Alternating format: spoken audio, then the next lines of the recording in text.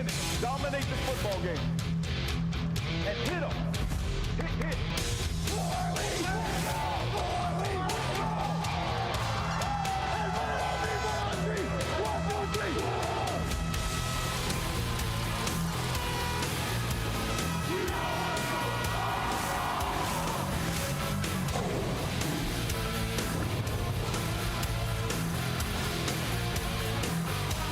And good evening and welcome.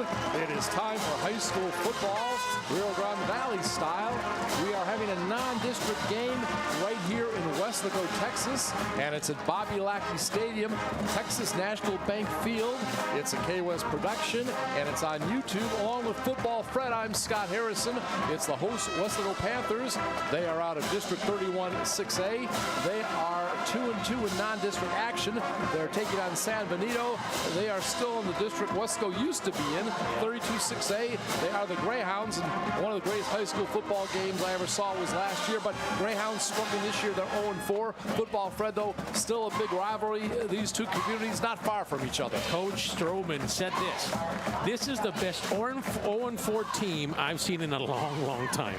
I tell you, the Panthers are not taking this Greyhound team lightly at all. We'll talk about what to expect here this evening. Hey, tonight, Weslaco is wearing their purple tops and their white bottoms. Then talking to Coach Gomez, they said they were going to go gold tonight. Gold jerseys and purple pants is what they're going to have. Students in their neon, right? That was something with a pep rally? Yeah, the pep rally earlier today, this morning, it was a neon theme. Get it? Neon. High vis, just as neon as you can get. And the student section, when you tell them they got to wear bright clothes, yeah, they're going to do it. That reminds me of the clothes I used to wear back in the disco era when I was doing high school dances. Yeah, that was some neon stuff too, wasn't it? All right, kickoff getting ready. Good crowd out here tonight. Final non-district game for both teams. And of course, Weslaco past two games. They were against the Laredo teams, won both of them. And their first two games they lost, but they were against highly ranked teams in Rio Grande Valley. It was Harlingen and of course also Memorial out of McAllen. And there we see right now the outfits for the visitors, 958 right on their uniforms. Yeah, they have that on their club or on their helmets. They're going to call a fair catch. Fair introductions.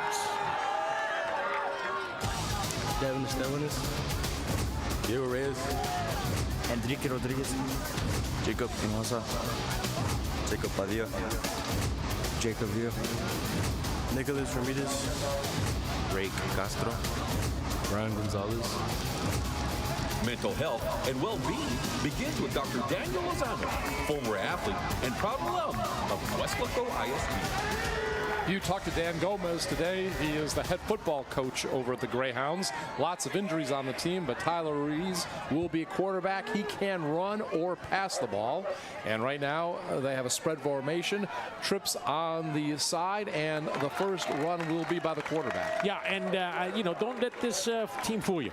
We'll talk about that as the game goes on about injuries and things. But, they want to win. They want to get things rolling. They just got this thing and another, so they're going up hurry-up offense here. They're the Greyhounds. And there was a gain of 1 on the play. It is going to be 2nd down and 9. Moving toward the scoreboard side of the field, toward the south side of the field, will be the Greyhounds. And this is going to be a passing play. It's going to be complete, but not much gain at all. And going down very, very quickly. Nice tackles there by Weslaco. And it looked like who? Yeah, number 7, Diego Reyes. We were talking to his grandparents as we were coming up the elevator. And we asked him, hey, what about Diego? Oh, he's going to have a good game. Absolutely. Grandparents were right. The first play, one of the first plays comes up and makes a nice tackle.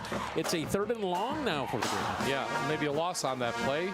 It is going to be 3rd and 10, and I believe it was number 3 had the reception. Yeah, that was a quick pass pattern. They're trying to get the run going. That's no secret. The Greyhounds will try to do that. Jacob Guerra. So again, 3rd and 10. And the ball is at about the 30-yard line, actually the 25-yard line. Fumble. And that time a fumble, and let's see who has it. Looks like the quarterback fell on it. This is, one of the things that sometimes as a team you got to get rid of. And sometimes they call them the yips. Is that what they call them? Yips. Yeah, that's, what that means is basically what just happened to the quarterback here, number 11. Tyler Ruiz was going back, had a man open in the flat. And the ball just got away from his hand. Nobody hit him. It was just went backwards. yards and dropped the ball, and now gives you a big 4th down now. Loss of 6 on the play. It's going to be 4th and 16. Ball back at the 19-yard line. What does that 958 mean on the helmet? If you sit on the other side, say 586. Oh, so 586. 586. So the obviously zip code 78596 in Weslaco. In San Benito, it's 78586. So it's a continued. The last 3 numbers of the zip code. Just for Weslaco fans, 78596. For them, it's 78586. All right. I tell you, they figured that out, huh? Well, last week we appreciate Carlos and Mike for doing the game. You and I were off. Yeah. Panthers went ahead 14-0, and that was early. And they had touchdown passes going to Chris Luna, 15, 18 yards from Frankie Trevino. But then it was United marching back to tie the score at 14-all in the second quarter. And of course, then we saw the home team go ahead 21-14. Right. Panthers, well, they went ahead with an 18-yard run by Francisco Trevino, Frankie Trevino. That was on a 4th and 1 at the 18-yard line. Wow. Goes in for the touchdown. Panthers took the lead on a 30-yard field goal by Trevino, and there was an interception by Chris Luna late in the game. So that was a summary of last week's game. Chris Luna's on offense, defense, everywhere. Put that guy everywhere. And there is the punt. It's going to be taken, and Luna has it. He'll be inside territory of the visitors, about the 48. That's Ryan Gonzalez, Ryan number 3. Gonzalez, Yeah, okay. yeah, but you know, Luna does return as well. Yeah. Ryan Gonzalez, he's just one of these guys. Watch the replay here on the punt. Gonzalez comes up. He's a dangerous returner. I'm surprised they kicked him. Yeah. Watch him wait, miss, and then come Right. back inside, hold on to that ball, and trying to strip it to other Greyhounds. And Ryan's, of course, quite a defensive player, too. Yeah. There's Coach Stroman. So good field position for the Panthers, moving toward the north for the end zone, away from the big screen TV. Movement. Again, Frankie Trevino at quarterback, and David Garcia, he's done very well this season at running back. He'll start number 12. Offense, number 66. 5 yards, 1st down. The growth of David Garcia, the growth of Frankie Trevino. We're talking to Coach Stroman, and he said, look, we're a different team than we were when we played Harlingen. Yeah. A completely different team. Well, Garcia last week, 22 carries for 138 yards. Right. All right. And Trevino, 6 of 13 passes for 113 yards and 2 touchdowns. And now a big running play talking about Garcia. Yeah. Hey, he's back doing it again. A 1st down gain of what, about 12? Yeah, let me tell you what has happened and what he has learned that Coach Stroman helped us talk about. Watch the run. Watch his patience right here. Wait, move, make a break, turn around. You know, he's been patient. He's let the blocks develop in front of him. His linemen love him because he says, hey, let me make my play. Let me make my block, and then you run. They love him. Jason Morin brought him down, a defensive back. So when you got defensive backs bringing you down, that's not normally good, is it? Yeah, that's usually 7-8 yards down the field. Yeah. All right. So 1st and 10, ball at the 38-yard line. And again, Weslaco moving early on their first possession of the game. Frankie Trevino, he'll also do the punting and place kicking, throws the ball down the field and out of the reach of his intended receiver. Yeah, that's number 5, Joseph Leal. He's back. Welcome back, young man. Yes. He is a young man who is going to be a difference maker here. Watch him. They're going to play single high up on top, single man-to-man play here by the corners. And they're going to take a couple of shots at those. They feel they can do something out there. Kean Jones, the defensive back, is playing corner. They like to play a lot of single man on the edges. Wonder if Weslaco can take advantage of that. You know, Leal has played sparingly this year because of injuries, but he still has 5 catches for 142 yards. His long was 66 yards for a touchdown. So it is going to be 2nd down now. And now we have a whistle. Yeah, this is just another false start here on Weslaco, it looks like. False start. Offense, number 51. 5 yards. Replay. 2nd Do you have down. our officials? Yeah, as a matter of fact, let's give them credit. They've definitely been involved here early on. The man you just saw there was referee Jonathan Ocaña. The umpire is John Cardenas. Line judge Isaac Garcia. Field judge Victor Trevino.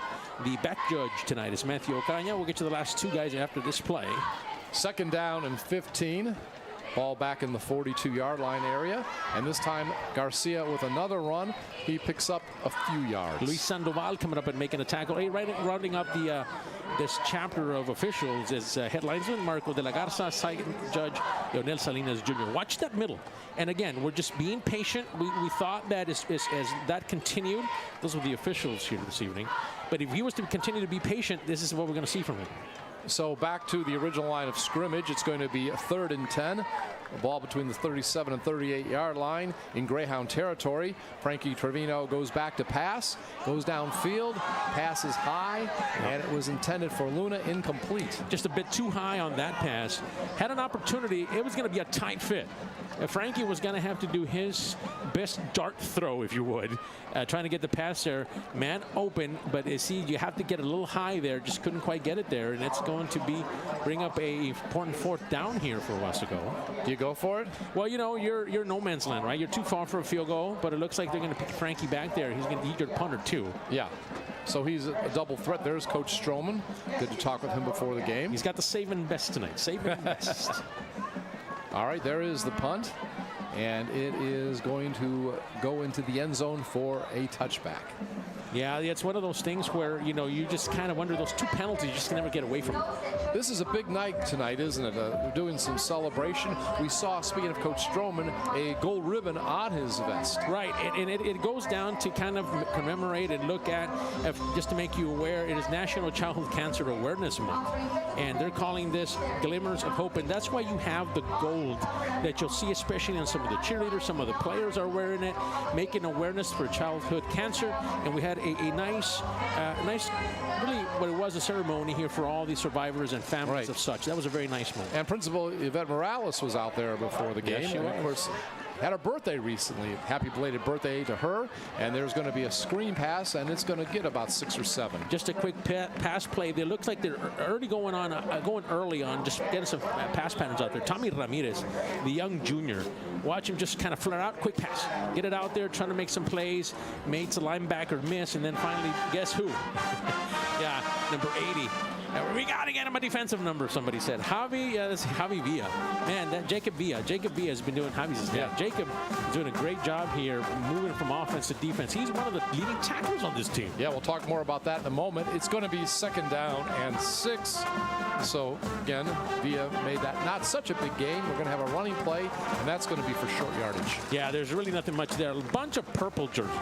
Coming up from the pile is a couple of guys. We had number 11 coming up there. That was Devin Solis playing linebacker.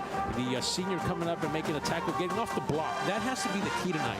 Get off those big tackles on the edge. Those guys the coach talked about. Said, look, that guy number 73, Zaylen Graham, and number 70, Luis Bailly, they're tall drinks of water. Tommy Ramirez on the run. Again, not much. It's going to be 3rd down and 5. The ball is at the 26-yard line in Greyhound territory. Another short pass play. This is going to be complete down to about the 30-yard line, and a big tackle there. Pass went to Justin Montaneo. Yeah, he was trying to, again, those flare passes coming out of the backfield. Watch number 7 out of the backfield. Quick, throw it out, flare pass. Get it out there quickly. Watch him try to jump Ryan Gonzalez. Head over heels, you know what I mean? Yeah, got about the 5 or 6 yards needed for the 1st down. Just barely. 1st down and 10. Ball is at the 30-yard line. There we see Ruiz at quarterback. He'll keep it this time, go to his left, and he is only going to get about a yard or 2. Yeah, we've mentioned a couple of guys that have already been involved in this. Christian Jimenez, another linebacker who's being involved out there. Christian is one of these senior backs. Watch him come up. He's playing corner, but he comes up to make a tackle. That's good recognition by Jimenez there. The senior corner / linebacker. He kind of is a hybrid player, if you would, on this defense. All right, so it's going to be a gain of 2. Make it 2nd down and 8. Spread formation. Another running play, and this is going to get about 5 or 6. Nice run. Yeah, so you see the plan of attack here, right? Nice run there. You have a running back by number 28. That is check that number for the Greyhounds. That's Tommy Ramirez, guy we already mentioned. So they're trying to want to get a run going. That's what they want to do. The guys in gold here, that's what they want to do. Get the offense going by getting the run, and then you take your chances. Weslaco had a really good turnout last week, stopping the run. So, you know, they're going to try to see if they can continue that streak here against the Greyhounds. And Ramirez, 12 carries for 35 yards and a touchdown. It's going to be 3rd and 3. Ball is over at the 37-yard line. Another running play, and this time Ramirez will get the first down. Picks about 7 or 8 up on that to the 45. Tommy Ramirez is one of these guys that has come in here. You know, you're probably wondering, hey, you know, we saw a couple of guys play there. Angel Trevino is not playing tonight. No. So therefore, they find different players to get the ball to. And Coach mentioned, hey, I'm happy with some of these guys some touches. Tommy Ramirez is that young junior who has done a good job stepping in. And of course, Tyler Ruiz, he can run the ball. He's rushed to 25 times for 104 yards, averaging over 4 yards a carry this season. Yep. And this time he'll pass the ball, looks downfield, and overthrows his intended receiver. Nobody open that time, and the intended receiver that time was Gabriel Covarrubias. Yeah, Covarrubias. Yeah, now, he's also a running back. Yeah, he's a running back, but they place him as a receiver as well, as you saw going out there. So Covarrubias is one of these guys that they'll kind of use him all over the place as well. Nice coverage there by Boquay out number 1 for the Panthers. Yes. And of course, Ruiz, again, passing the ball. Has some good games, some not so good games. He's 31 of 67 for 262 yards, 1 touchdown and 3 interceptions this season. Wow. So there you see what I'm talking about. Yeah. All right, so it's going to be 2nd down and 10 after the incomplete pass. And he is going to keep it. And he is tripped up and tackled in the backfield. That is a shot out of a cannon was Joseph Banda. Yeah, we've been talking about him and how he's been coming along. Watch him come up. Watch the closing speed on Ruiz. You got to get him now. Nice tackle. Go low. Make him stop. His momentum stops. He falls down. Excellent tackle by Banda. And the Greyhounds, they lost to PSG North 42-22. Got creamed by Westlake. That's, guess whose school? Well, Austin Westlake does that to a lot of folks. Right. Former quarterback of the Saints went there. Breeze. Drew Brees' school, 63-7, lost to United 28-0, and then played a school from Mexico, Nuevo Leon Tigers, and lost 28-21. Right. All right, here's another pass play, and it goes down the field and incomplete. That was a tough play. Intended receiver, by the way, Jacob Guerra. Devin Estevanes says, man, maybe I should have worn my gloves today. No, watch this pass. This is a bullet coming right in the middle. Watch Estevanes. Up. But he does a good job, though. If he doesn't put his Panther paw up there, that might have been a first down, right? That could have been. Yeah, nice play by the defense. All right, so we are going to have 4th and 11, and Ruiz is going to be the punter, the quarterback. Both quarterbacks do the punting for their team. And this time, ball will be kicked back, goes to about the 20-yard line, and it's going to be returned. Is that Gonzalez there? Yeah, and he's going to get about 5 or 6 yards. They're kicking to Ryan Early. I don't know if that's such a good thing, kind of getting him going. At this point, if you're a Panther fan, you're kind of open. Watch this. Nice kick by Tyler Ruiz, a quarterback. Nice high kick. Even better grab by Ryan Gonzalez. Watch him wait, make a move, cut back inside, and then he's going to be swallowed up by a bunch of gold jerseys. First down, let's go. All right, so there you see it. Talked to Frankie before the game. Got a little insights for you in a moment. First, the handoff. And that is going to be Garcia getting a couple yards. But talking to Frankie before the game, he talked about maybe trying to air it out a little bit. And why? Wait, why not? I mean, we saw that earlier, as a matter of fact. You brought this out. Watch the run here. Number 99 coming from behind. Rolando Flores grabs our running back Perez here. But, there's going to be opportunities there. Because they're man-to-man, right? They're man-to-man. They play a lot of it. They like to play you man-and-man. So now the question is, can you beat, with a move, beat your man to get the ball? That's the question. 2nd down and 8. Ball around the 33-yard line in Weslaco territory. 2-yard gain by Garcia. Trevino steps back, throws it down the field, and he is going to have it complete. And that's going to be a pickup of better part of 30 yards. D'Angelo Gonzalez, young junior. And that was a 7-on-7 play. I've seen that before. Everybody go out and make a move. Watch, nice throw there by Frankie. Watch D'Angelo go up and get that one. Nice catch, 13. I see that. So the ball is now in the territory of the Greyhounds down at the 45-yard line, and biggest play of the night so far. Yeah, you just on cue, you said it. This could be a possibility because they like to play a lot of man-to-man. That those deep shots might be there. There we see Frankie Trevino was a wide receiver last year, had several touchdown receptions. Yeah. But this year, quarterback all the way.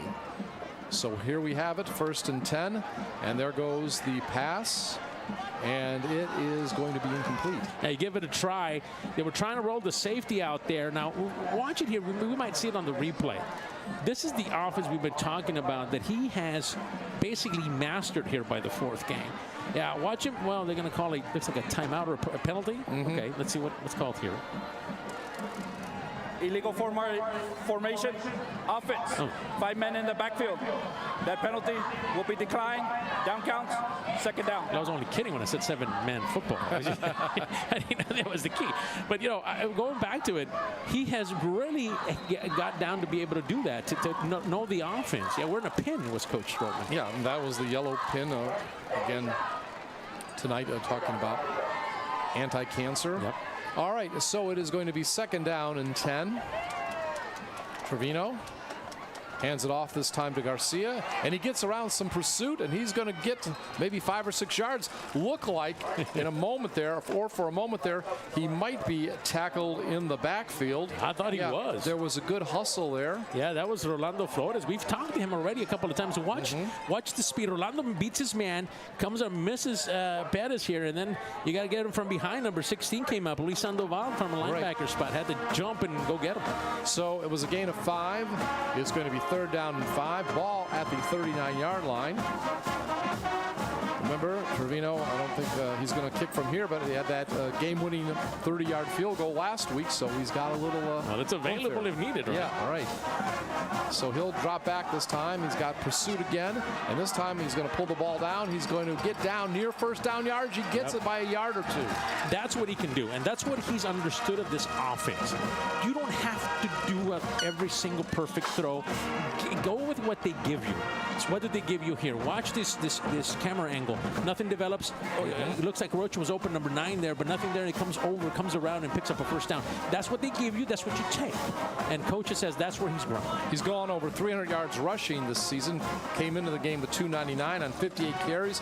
He has rushed for 4 touchdowns. Averages over 5 yards a carry. His long's been 39. Another run this time by David Garcia. Yeah, he's going to go up there and he's going to do this. Garcia is one of those guys that is going to be able to come up and make plays. Watch it again. Watch his patience. This will eventually pay off in a big run. Watch and see how he even puts his blocker in front of him. Here, you go get him, and then I'm going to follow you, big 66. Right? I mean, that's just the way that's the way it's supposed to go. You let somebody get the blocks developing from you. And Garcia, 313 yards coming into this game, and we have played 1 quarter, no score here at Weslaco.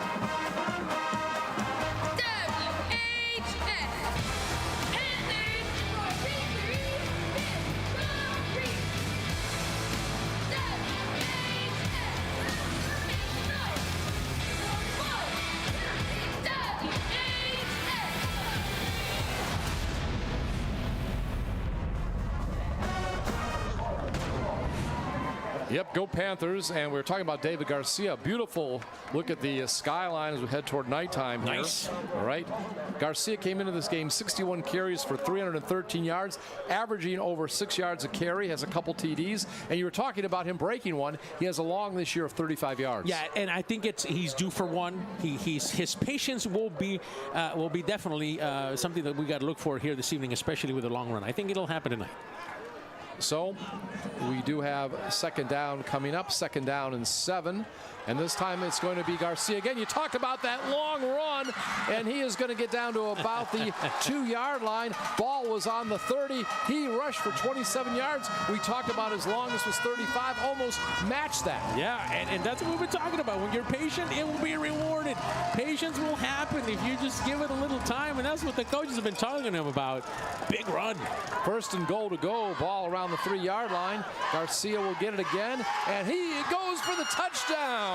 Garcia scores. That is going to be his 3rd touchdown of the season, and Weslaco with 11:43 here in the opening quarter goes ahead now by the score of 6-0. So let's watch the replay and enjoy it. Reward him, right? Up the middle, put a head down, reach out, touchdown Panthers. That's it, man. Way to go. 43. Nicely done, David Garcia. And there we go.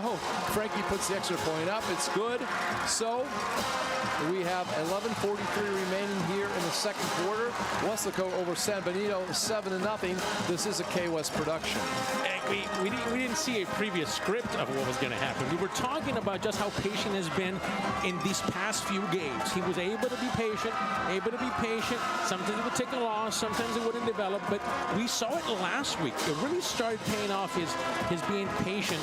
And you see a nice shot of him there. I get him whenever he wants to drink. A big night in store for this young man, but you can see that his patience and trusting his offensive lineman is there. Coach said everybody loves this guy. His offensive lineman will do whatever for him. That's nice to know that your offensive linemen are trying to block for you. We see how patience pays off there. Nice crowd again here at Weslaco. Yeah. It was, I guess, close to, 88, 89 degrees. Not much wind coming in, not much humidity, but we're ready to go. That's a veteran of the week, yeah. Yes, he's. Thank you for your service. Nice to have him out here, and it's a water fan in the stand as well. I guess we're getting twice of the thing here, twice the accolades. I guess. Watch out! Here comes the kick. Yeah, and the ball will be returned to about the 32-yard line. Got some goodies up here tonight. Yeah, I wanted to thank George Lopez, WISD Marketing Student Recruitment Coordinator. Enrollment continues to increase, and part of what he's doing, along with the rest of the staff. He's a good guy, but just don't tell him. Brought us some goodies, got some mini footballs, and a lot of neat stuff. So thank you very much, George, for your time. Yeah, whenever you see me comes up to you, and they like to go to different places, and they like to recruit people. If he comes up to you and asks you a question, he's not trying to do anything wrong. He's just trying to recruit some of the kids, some of the young ones to come into a fantastic school district, WISD. All right, so we'll see what Tyler Ruiz and his team can do this time. And Ruiz, again, getting up there at the line, about the 32. He'll pass over the left side. Ball was dropped there for a moment. It wasn't a fumble, but I don't think. Tommy Ramirez. Pass, right? Yeah, the incomplete pass. Tommy Ramirez never really had a chance with it. He just dropped it. Go out. They're trying to get an extension of the run of these flare passes. Watch this. This is basically a toss. Watch him come out, and then you're just out there. Now you're trying to catch the ball and go and make somebody miss. Just couldn't do it because you couldn't hang on to the ball. In a moment, I'll have you give us a little bit about the injury update of some of our guys and how they are right now, at least for our team right now. So it is going to be 2nd and 10, 11:33 remaining, second quarter, low scoring game so far.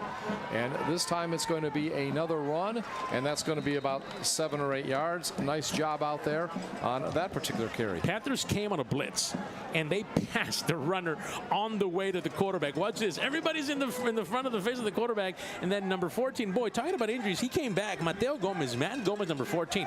We're happy to see him back. He came back from injury last week. He's back, and boy, he makes a tackle there. And that was Ramirez, gain of 5. It is going to be 3rd and 5.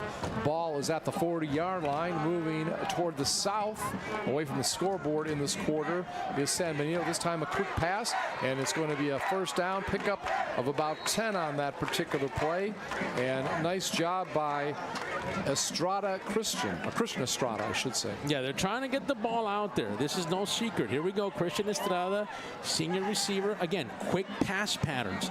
I think they saw something on film. The Greyhounds did. Say, look, we can try to take advantage of this. Yeah. Oh, hard hit. Defense. Yeah, there was some nice hard hitting. Estevanes leads to pack. Usually when there's a hard hit, usually Estevanes leads to away. Yeah, one of those guys always over there. 9 yards on that play for the first down. Ball still in Greyhound territory at the 49-yard line. Ruiz, he'll now run toward his right side, and he is going to pick up about 5 or 6. He's another quarterback that, if need be, just like Frankie on the other side, he can go ahead and make something happen with his feet. You saw it there.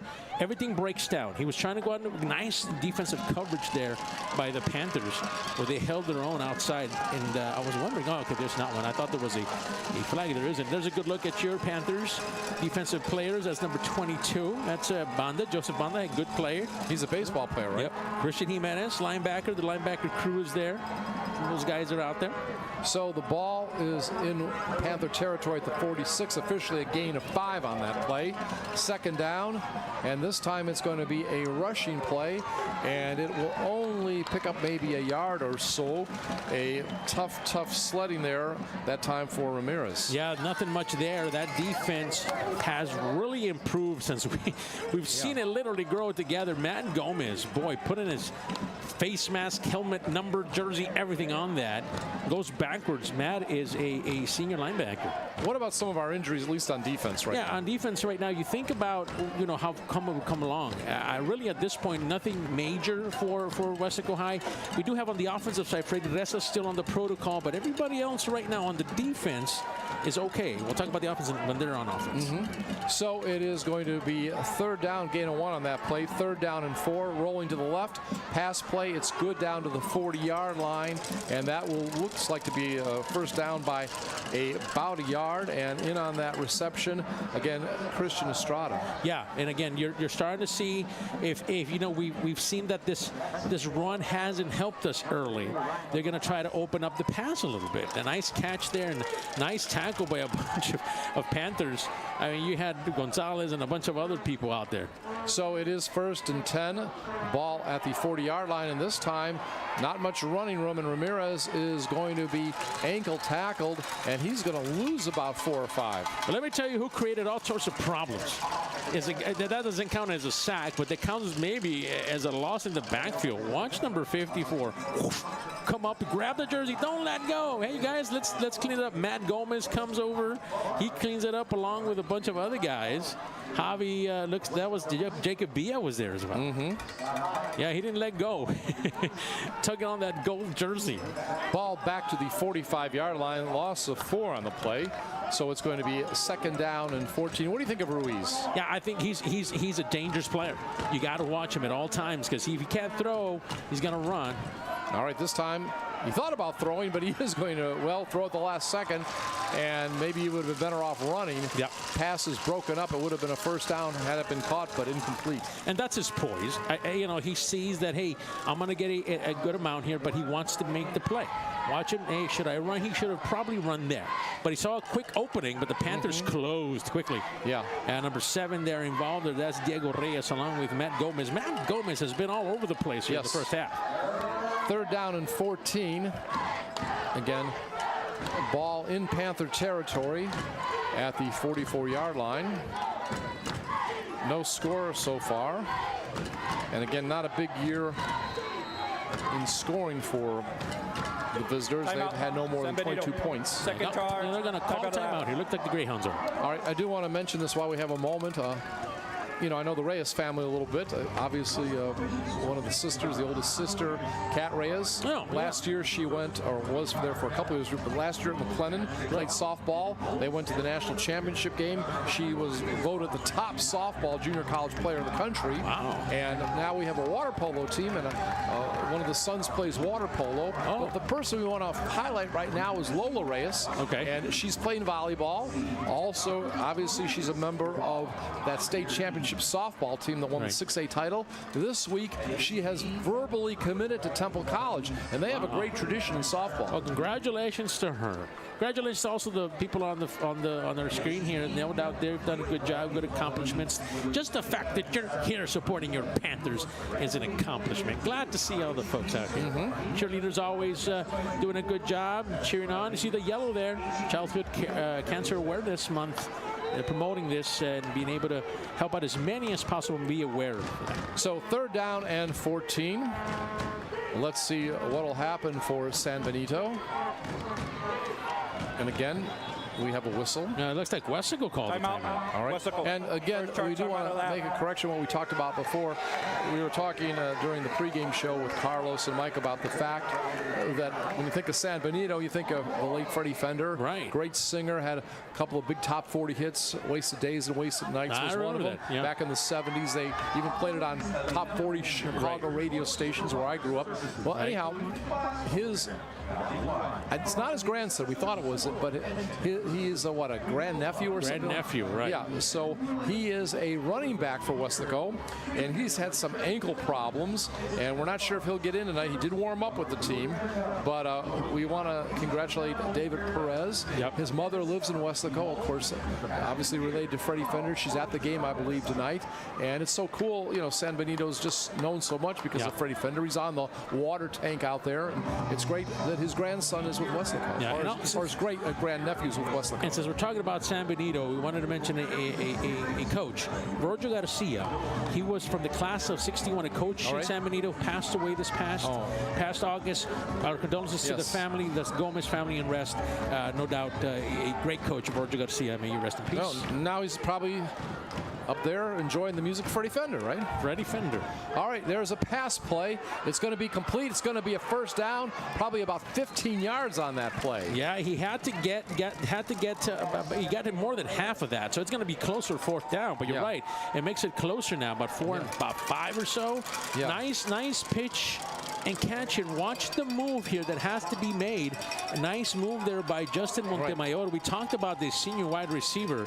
So it's a fourth down. We're going for it if you're San Benito? Yeah, I think so. Okay. Yeah, so he gained about 10 on that play. About 10, yeah. All right, so it's going to be 4th down and 4. Ball in Weslaco territory down at the 34-yard line. I like Montemore. He's back from last year. Remember him? Yeah, I do remember him. Yeah. What a game last year. Yeah. Both teams were 9-0. All right, here is the pass play, and wow, to hold on to that ball with that hit. That was a very, very good catch that time by Christian Estrada. A lot of these players, Christian Estrada is one of these players who's a senior. Didn't get a lot of play. Nice throw there. We told you about the nice throwing, or the throws that Ruiz can make. You saw it there. A team that has suffered some injuries on offense, but boy, they bring into next man mentality for this Greyhounds. And that's balls down to the 25-yard line. That's a better part of 10-yard gain. And I will tell you about him coming into the game, 8 catches for 61 yards and a touchdown. So 1st and 10, the ball is in Weslaco territory, down around the 25-yard line. And it's going to be a running play this time, and not much for Montemayor, right? Yeah, Estevanes was in there for the Panthers. You had Matt Gomez in there. You had big number 98, Alexander Jimenez in there. You know, you had a bunch of Panthers moving him backwards. Looks like for a second he was going to get through that hole, and all of a sudden it closed very, very quickly. Well, you know, Jacob Hinosa, the last 2 games against those low-rated teams, LBJ and United, he had a sack. So we'll see tonight if he can make it 3 in a row. And we were talking with the coaches before. He's a guy that they didn't expect that much from this year, and he's really stepped up. His adjustment to the varsity level is the key. How quickly he's adjusted has been a successful thing for him. 2nd down and 10 after no gain on 1st down. Ruiz will go nowhere, maybe loses a little bit. Yeah, that's number 80. You know who we're going to talk about, Jacob Villa. He's just a sound player. Watch him on this tackle. Watch him right here. Come up and watch him take a shot right there. Boom. Yeah. Go down and then grab. Another overachiever this year, right? Yeah, he's one of these guys that also has played offense. It was going to play offense for the Panthers, but look at last week. 5 tackles, 2 assists, 1 sack, and 3 tackles for loss. That's what Villa did last week on the road against United. Andrew Gonzalez, a former Panther great. Of course, his son Ryan Gonzalez is on team number 3. You see the talent, right? Right. Yeah, Andrew, lots of memories him playing as a Panther. Loss of 2, 3rd and 12. Ruiz back to pass this time. Now he's going to put the ball down and run, and he is going to get a 1st down and a lot more down near the 10-yard line. So on that play, wow, he may have gained a better part of 15 to 18 yards. And you probably wonder if you're watching, by the way, glad to have all these folks from San Benito joining us tonight on our broadcast. Why not run a lot more? Watch him. Things break down, nothing, and then he's able to make a few people miss and then pick up some yards there. Big 1st down for the Greyhounds. What year is he? Yeah, he's just a junior. Junior, that's what I thought. Just a junior quarterback. So let's see where they mark that ball. It's going to be 1st and goal to go at the 9-yard line. Actually, they're going to mark it at the 8, I believe. So let us see what happens here as they are knocking on the door of the Greyhounds. And that's going to be right up the middle, 8 yards for the touchdown. Yeah, big hole. Wow. Big hole for that offensive line for San Benito. Boy, watch it here. Coming into your living room. Maybe we'll see the replay. Yeah. 8-yard touchdown that time for Tommy Ramirez. Watch him just untouched, really, until he gets to about the end zone. That's where they touch him. But that's a great job by the offensive line for San Benito. Panther is down in the end zone there. We'll wait to see. Right. Elias Alvera will do the kicking honors, number 35. Let's hope no serious injuries here. That's one of the things Coach talked about in the pregame before they broke the coaches to go to the locker room. Let's try to get out of this game. Final non-district game with no injuries. Yeah, both coaches feel the same way. You know, they've got some injuries, and both are dealing with them, and they understand that this is a physical game, but they say, hey, look, if we can get out of here. Remember, Weslaco, you mentioned it. They're done with non-district. And then they have a week off next week, and then they got to travel to La Jolla. And La Jolla struggled, right? They were about, what, 0-4? They've got, you know, but you're playing over there first game, so you've got to be wary about that. But, you know, you got to want to get out of here and have enough time to recuperate. All right. So it looks like it's going to be an extra point try. It looks like it's going to be their extra point kicker. That's number 35, Elias Olvera. Try. This would tie the score. Ball is up, and it is good. So with 4:26 remaining in the second quarter, both teams have scored a touchdown in the second frame, and it is now Weslaco 7, San Benito 7. Non-district action. This is a KWES production. So the adjustment now comes. You saw the Greyhounds and what they were able to do. Coach Ramirez and the rest of the staff are going to take the defensive unit, going to sit them down, and going to try to break down what they've done. Remember, this staff for Weslaco High does a really good job of adjusting. We saw it against McAllen Memorial. We saw it against Harlingen in the first couple of weeks where they adjusted and they made it a game and almost won it on both games. Really, against the Memorial, it was just a matter of a play that would have gone and given the victory to Weslaco. The point is, we're trying to make, they have a good staff. They make adjustments when needed. And so now can this offense continue to go? Remember, what was the key that Coach told us was going to be important is to get out fast. He says, when we get out fast, we do well. And so they've gone out fast. Now, the question is, can they continue? You got to put a drive together. You got 4:26. One of the things I will mention, I don't have the time of possession for the last possession, but it seemed like they were out there for a while. You know, I do want to mention this, too, thinking about that time of possession can, you know, in these hotter nights in September can be a factor. Yep. And one thing, thinking about Ramirez with that touchdown, last week because of plays that lost yardage, believe it or not, United's a good team. They had 0 yards rushing against Weslaco. That's outrageous. 0 yards. That's an outrageous stat. At home. That's crazy. Only in football. All right, so there's the kickoff. And let's see if Weslaco gets some good field position on the return, and they will. And that ball is taken by Luna. Luna is at the 45-40, brought down from behind. He'll be inside the 40-yard line. Wow, there was a big tackle that saved a lot of yardage there, and that was by Colton Moore, a defensive back. Luna, a spark plug on offense, now a spark plug on the special teams. I want you to watch his move. He doesn't, when he breaks right here, see that? Yeah. Cuts it back inside. He doesn't break stride. No. And that's the hard part for an athlete, that he's so fast he doesn't slow down at all. Well, you talked about the special teams. Well, it had a couple receptions for touchdowns last week. Had the game-saving interception. He's done that more than once in his career. He was put at corner for a while. And now we saw the special teams. And now a running play, and Garcia will not pick up much. Yeah, he tripped on that one. It was not going to get much anyways. A nice penetration there by the defensive player, Adrian Loa. He comes up and makes a nice play, but really that kind of started badly for the running back, number 23 there, David Garcia. He just couldn't get going. He kind of tripped on it. That was the old invisible grass, the blade of grass that trips you up. No gain, 2nd and 10. A ball at the 36-yard line. It is in the territory of the Greyhounds, moving toward the scoreboard at the north end of the field. Long pass, receiver is open, and that's going to go down to about the 3-yard line on that play. That is a big gain of over 30 yards. Welcome back, Joseph Leal. We thought he was going to have a really good game against McAllen Memorial. They got injured. And watch this. Remember, we said, you said this. They're going to take a shot when they play man-to-man. The replay, the Panthers are just putting it together, and all of a sudden, the Panthers are about to score as we're showing you the replay. And Garcia takes it in, I believe, right? Yeah, that was Garcia. Yeah, so he took it in from about 3 yards out. Well, on the other side, it took forever. Panthers scored on 2 plays. Yeah. I guess it's just a matter of how you get there. Watch this run. We missed it. Up the middle. Get off of me. Scored. Touchdown. Touchdown, Panthers. Okay. Extra point attempt is up, and it's good.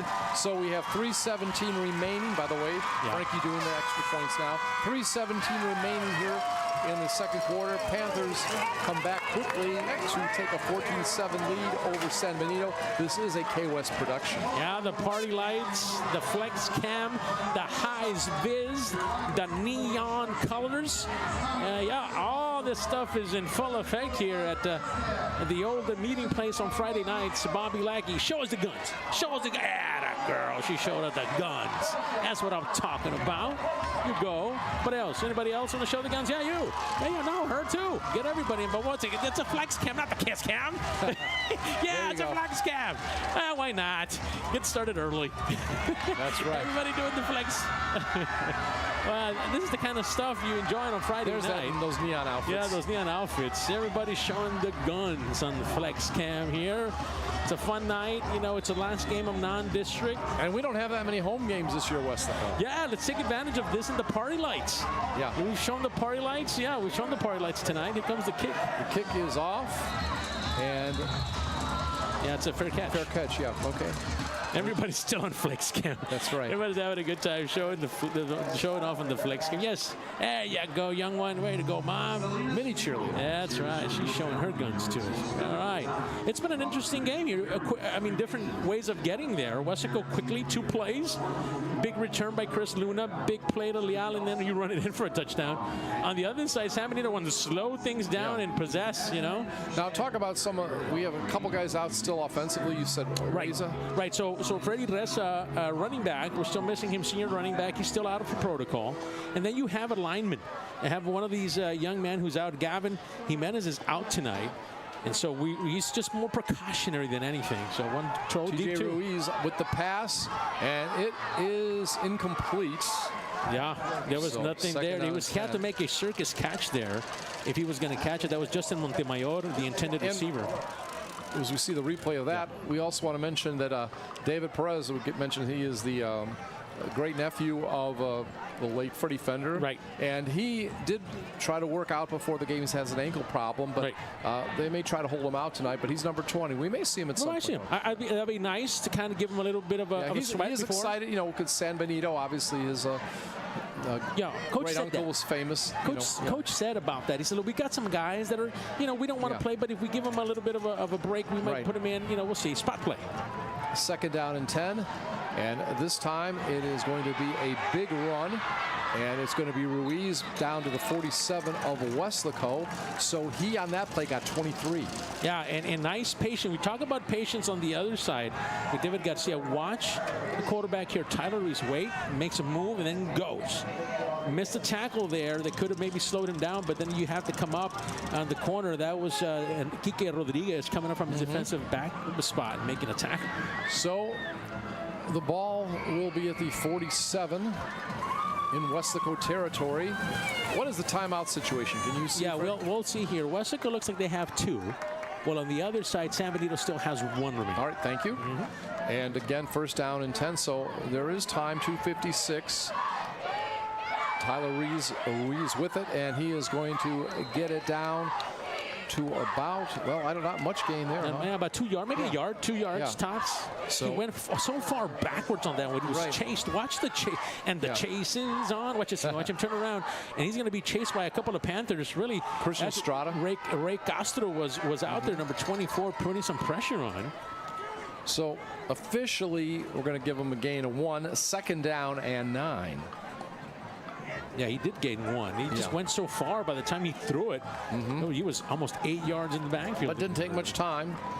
So still plenty of time for them to make a drive.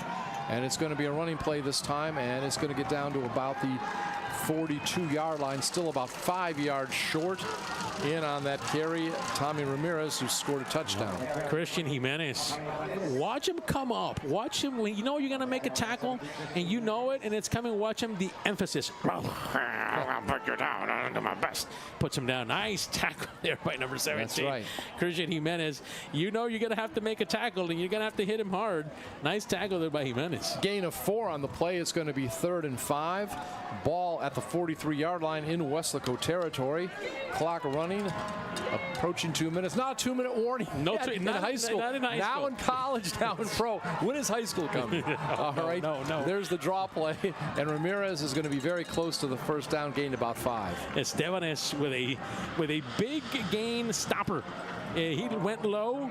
A shoelace tackle. That's where they watch this. Look how low Estebanes goes on this one. Low. Boom. They have to do that because he really had no choice. They had a block in front of him, and Estebanes had to go low. Nice tackle.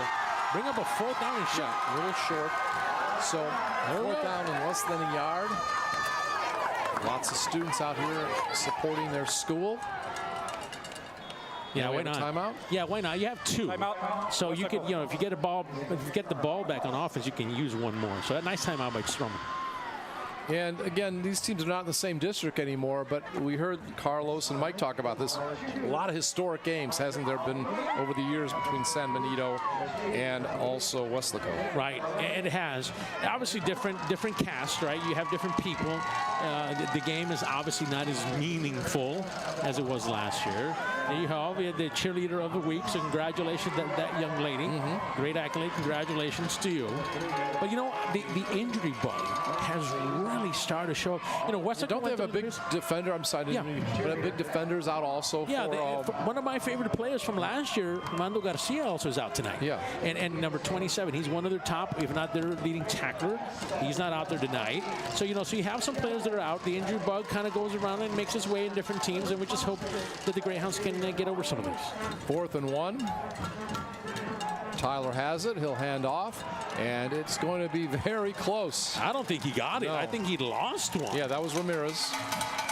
Now, this is something that the defense cost. I want you to watch this. He comes up, watch the offensive lineman. Look where he ends up, in the backfield. Watch this, he's out there, C52. He was pushed into the back, so therefore you got to give credit to somebody who pushed him into the runner. Nice play by the defense. You didn't get the tackle necessarily, but then because you ran into his own offensive lineman, now you make the tackle. Weslaco gets the ball back at their own 39. I guess they have, one timeout left? One timeout left. All right, time. so again, plenty of time to get at least field goal range. Yep. And if we get another big play against that one-on-one coverage, who knows? Now they're playing off now. Yeah. You got to have a man open. He's got time, and the man is open, and that is going to be Luna, I believe, and he's going to get about 12. So because you're playing so off now and you're playing single, now all you got to do, you're a receiver, instead of going 10, you go 5, and you're by yourself. Watch this play. They're dropping back, dropping back, dropping back. He's open on the flat. Nobody's out there with him. Watch that. See that? Nobody's around him, basically. And that screen shot, like you said, there was nobody around there when we saw the replay. Yeah, because they're playing, they're dropping back on coverage. They're afraid of the deep ball, so they're kind of dropping back into coverage. Ball at the 49 in Greyhound territory. Trevino has it, and it is picked off. Well, it looked like it was. Yeah. I think it was. I think the officials are calling it as such. I thought he had hit the floor, but maybe we'll see it on the replay. But wow, what a play here! All right, it was chipped by a player. Watch the tip here. Then the ball is there, and I just couldn't see it. I think it's 5. Let's take a look. Who that was the corner. If I had to guess it, Peter Jackson got it. Was a tip for a moment by Pedro Suarez, the linebacker. Yep, and then. Looks like the interception, so a turnover here quickly. The Panthers are trying to throw just a tip pass, and a turnover for the Panthers gives new life here to this Greyhound team. So for Frankie, there is the interception, and that is going to be his 6th of the season. Right. First down and 10. Tyler Ruiz throws it away. Yeah, there was nothing there. Yeah, no, he had a receiver down there, but again, good coverage by Weslaco. The intended receiver was Montemayor. Yeah, they're trying to find something down the field, but this defense for Weslaco, Matt Gomez, was putting all sorts of pressure on Reese, quarterback. And so that's what you got to do against him, because if not, we've seen what he can do. If you give him time, he'll either run, which he's very effective, and he can pass the ball too. So Weslaco trying to go over 500 in non-district, be 3-2 if they win. And we also see San Benito trying to get their first win. They like to be at least 1-4 in non-district play. Everybody going district after this. An incomplete pass. Once again, Montemayor was the intended receiver. Ball low. There's going to be a low cut block, it looks like. We'll wait for the official, the referee, to tell us, but it looks like that's going to be on San Benito. It was thrown at the feet of a lineman. I know the feeling. You're telling me? Nah, it couldn't be me. Come on. What are we talking about? What are we talking about, right? There is no foul on the play for illegal chop up. Second down. Okay, so they'll take that away. You don't want to see that. One thing I like about you always like to let the officials talk. I was actually listening to a major college game on Sirius Radio when I was traveling last weekend. The guys would talk over every, the officials would come on, and you don't want to hear what they say, and they would just keep talking. Well, you've got to let them do their job, right? Yeah. At one point, but normally I don't hear that, especially in major college broadcasts. When the official comes on, you stop. But these guys, they just kept talking. Let's talk all over the official. Yeah. What he's got to say is not important. We all know it was a flag. Yeah, I know. Yeah. All right, but not for you. You know what you're doing. No. Second down and 10. And again, Ruiz likes to rolling to his right, running out of territory, and throws it away. Well, see, that's okay, but if I'm on the other side, Coach Cuellar, who is the offensive coordinator, is Carlos Cuellar, a former Weslaco East alum. He turns around and watch him throw. He says, okay, there's nothing there, then throw it away. But you got to throw it. Don't throw it out of bounds. Try to throw it to somebody, at least to catch it, keep it in bounds. And even the guy out of bounds dropped it. Yeah. Passer, number 31, 15 yards. Wow, that was a first down. A foul of some sort. We didn't catch it. We were trying to. That gives you a first down. It might have been out of bounds. Was that somebody who pushed you out of bounds? I don't know. And that's on. That was on the linebacker. Yeah, it's a big one, because that gives life to this. It looks like the Greyhounds were content to maybe punt it away and not let Weslaco do anything with it. But now you're giving them a chance. You don't want them going in there with some momentum. Weslaco gets the ball right. Second half, so that's good news. Yeah. But still, you don't want to end the half at least giving up a field goal. That's what I'm talking about. It's 1st and 10, ball in Weslaco territory at the 45-yard line. And again, not much time remaining, but still 49 seconds. And you can do a lot in that time. All right. Quarterback drops. And he's got some pressure. He rolls this time to his left, and he is going to go out at about the 40, and he'll still be about 5 yards short of the first down, give him 5 on the scramble. And that's good that he's able to do that, because it saves some time. Remember, they only have one timeout, the Greyhounds do. So if there's nothing there, I'm sure the coach is telling him, look, if there's nothing there, tuck it and run and get out of bounds. Let's do it all over again. We've got a chance at it. We're going to take a crack at it. This is basically going to try to end the quarter here. 40 seconds left, so let's take advantage of it and try to score if we can. Don't give it back to Weslaco. They're going to say he went out a little earlier than I thought. Only 3 yards gained, second down and 7. And by the way, in a few moments, if we have time, we'll do it in the second half. We've got to give our words of wisdom today, right? Oh, yeah. Let's see if we have a chance here. Coach Vento. All right, there's a... Looks like that was a penalty, obviously. They stopped the game. Let's see what they call here. False start. Offense. Okay. Do you have our words of wisdom for the day? I do. If you want to hear him now, remember we don't want to forget him. So our full-time philosopher, part-time coach, or is it the other way around? The other way around. We'll get it right. He just said basically, in victory or defeat, you must have a short memory. And who is that? That was Coach Vento. Right. Words spoken. Wise words spoken. And he gives us a little quotation. Yeah, Domingo Vento. Mingo. Yeah. What's he coach? He coaches everybody. Yeah. You and I, too, were on the field, told us to move. That's what I was going to say. I thought he coached everybody. You were right. So it's going to be second down and 12. And dropping straight back, Ruiz. Thought about doing a screen pass. That should probably be a flag. There's nobody out there. Yeah, I was wondering who was it. He looked like an offensive lineman, wasn't he? Yeah, and Coach Stroman is saying, wait a minute, who'd they throw it to? There was nobody out there. I don't know if the official, there's a flag. Okay. So there's your flag. Yeah, Coach Stroman doing the intentional grounding. Number 11, offense. Yeah. There's a spot foul. Lost it down. Even I could see that. Coach Stroman, every now and then, Coach Stroman will pull out his athletic sprint form. Every now and then he'll sprint from wherever he's at to get the attention of the official. He did it earlier. And during a timeout in the second half, I'll tell you who his favorite NFL team is. You might be surprised. Really? You might, and he's very open about it. I guess he's been supporting this team since he was a young boy. Okay, really? So, yeah. So this is just not a fad or a bandwagon. No, we'll save that for the second half. Okay, that's fine. But it's not who you might think, even though he is from Texas. Oh, now I'm going to have to think of who that is. All right, 3rd and 24 after the penalty. Dropping back, seeing if you can get that bomb there, and nobody around. I just overthrew everybody. That's just basically Bokwe had it out there. Number 3, that was Jacob Guerra, also the intended receiver. So 4th and 24, what do you do? So you have a chance here, right? Well, you got 27. You don't want to give it back to Weslaco, though, in good field position. Well, you have to punt it. Yeah, you have to punt it, right. No, I'm saying Weslaco. Now, again, can you give me their timeouts? Yeah. So Weslaco has still a timeout in its pocket. So they can use that if they need to. But you have Ryan Gonzalez. My biggest concern is if you're going to punt it away from 3. Yeah, Ruiz is going to punt. Yeah, I would say try to keep it away as far away from 3. He's due for one. I don't know. I just, it's one of those things. Oh, boy. They run into the punter. Oh, and now the ball's loose, and it's recovered by San Benito. Well, 2 whammies on this possession. First, you run into the kicker, which would have given you not giving you a first down, but then the fumble, so that takes care of the penalty. Watch this high kick. We didn't see the running into the kicker, but we do see the fumble. Ryan drops it, just loses sight of it for a second. Yeah, and I mean, good defensive play. They were right on top. Personal foul, roughing the kicker. Oh, defense, half the distance to the so goal. they do give him the First down. roughing. There's the difference, just in case you're wondering. A running, which I thought was the running, and Coach Sherman probably saying the same. Yeah. How would you call that a roughing? He stood up. He ran into him. He didn't tackle him. So it could be running into. But they gave him the big variety, which is the roughing, and that's a 15-yard penalty plus the fumble. Ball in the red zone down near the 12 or 13. Timeout, Weslaco.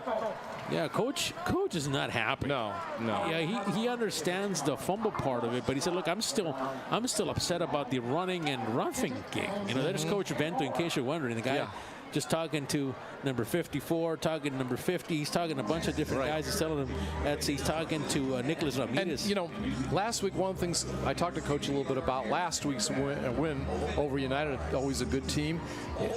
That's one of the things that he was happy about. There wasn't plays like that. Them getting good field position, by a fumble or a miscue. He said, when United got the touchdowns, they earned them. They were long drives, what you'd expect in the game. United's going to score. They're a good team. Right. But these are mental errors. These are things that happen. And again, you want to work them out. And, Ryan's made so many great plays. He's due a mulligan. Right. But the point of it is, let's hope we can work all this out tonight so we're ready for La Jolla. This has given the new life to this offense for San Benito now. So watch San Benito come to work here. All right, so they've got a timeout and some time. 17 seconds in the red zone. Ruiz going to hand it off, and Ramirez won't get much, maybe a couple. Yeah, the Panthers. Got to call the timeout. Yeah, you got to call timeout. You got to use it now. Timeout, San Benito. And they do. They waste the last one. That's it. They're out of timeouts. Would you have done that? I wouldn't have. No. I thought we're trying to throw the ball out there. I would have at least swept it, trying to get to the out of bounds, or probably thrown it. Well, the thing about it is this, right? I mean, you say, okay, so it's first down. You have one timeout. Yeah. Now you've wasted the timeout. Now you're forced to throw the ball. And also, there's a lot of scenarios. Yeah. But if you got a situation, where you're going to go for the field goal, but the clock was running, you don't have a chance to get that timeout to bring the field goal team out. I mean, there's a lot of different scenarios. Yeah, now you've got to throw the ball either into the end zone. And that's beneficial to the Weslaco defense. True. Or you got to throw the ball and then go out of bounds to try to set if you don't go for it all here, which you could. Now, what you don't want to do is give up, obviously, a sack or a negative play. You want to run. 10 seconds left, right? Yeah, because after this, if you do run and you get tackled in the field, the clock is going to run. Am I being realistic that they've really only got one play in a field goal? They do. They do. You've got at this level. At this level, you got to throw it quickly, and if it's there, it's there. And if not, you set up your field goal. All right. And then again, you're down by 4 if you get it. So there's Ruiz, Tyler Ruiz, a junior, number 11. 2nd down and 9, but that's really not the important thing right now. There's a rollout. Yeah, rolling out. That's going to take some time. And now, okay, he's going to get the touchdown, so you got to give him credit there. Right. But, wow. For a moment, I thought they were going to get him and tackle him in the field, and that was going to be the end. Well, it went one way. They really did a good job of bringing everybody to the right. Watch everybody going that way. Then I'm going to go the other way. Yeah. And there's going to be nobody out there. Great play design by the Greyhounds. They made sure that they took everybody, the aggressiveness of the Panthers going one way, and then they came the other. That's a nice design. And they can tie this. Maybe, in a way, this may be beneficial. Coach Stroman looks at these games almost like the NFL looks at preseason, all right? I know we've talked with him about it. I'm not telling you any secret. So maybe teachable moment. Okay, it's tied up at 14. Teachable moment. He's going to have a chance to really give him a little lecture at halftime. Right. Tighten things up. Yeah, and it comes down. Or was it no good? The extra. That was good. It was good. So we've got 2 seconds remaining. Again, let me give the score. San Benito 14, Weslaco 14. 2 seconds remaining after the run by Ruiz for the touchdown.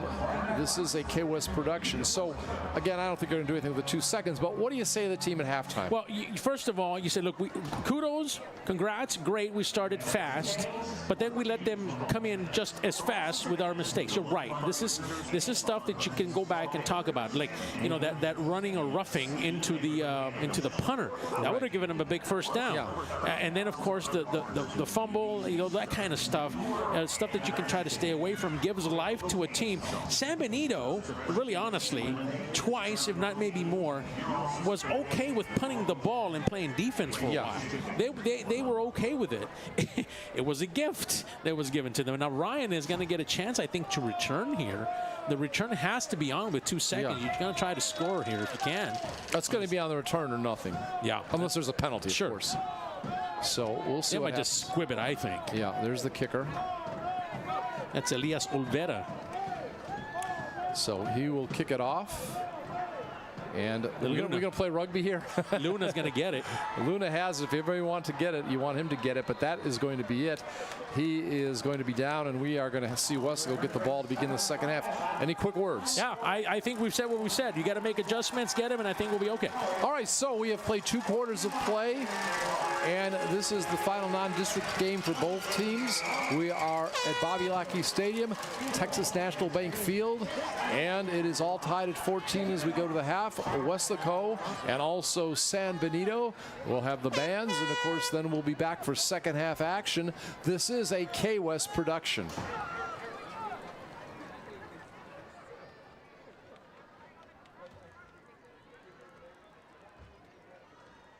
Good evening, ladies and gentlemen. San Benito Consolidated Independent School District is proud to present for your Friday Night Lights entertainment the students that bring the shows to life. By San Benito, the San Benito Bells Team, and the award-winning San Benito High School Mighty Greyhound Marching Band. We begin our halftime performances with a pride of San Benito, the San Benito Bells. Bells, the field is yours.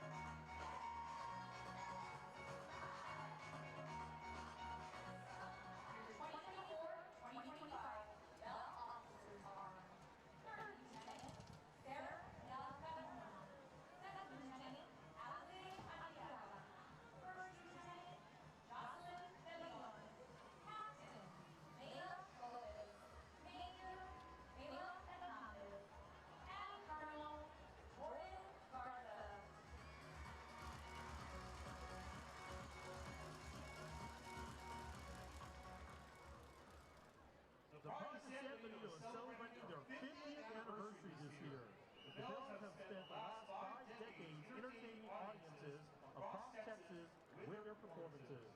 During the summer camp, 19 girls were named All-American dancers, and the entire team has once again been invited to participate in the Macy's Thanksgiving Day Parade in New York City. The Bells are under the direction of Isabel de la Cruz and assistant director Ricardo Hidalgo. The Bells of the week are Karina Guzman,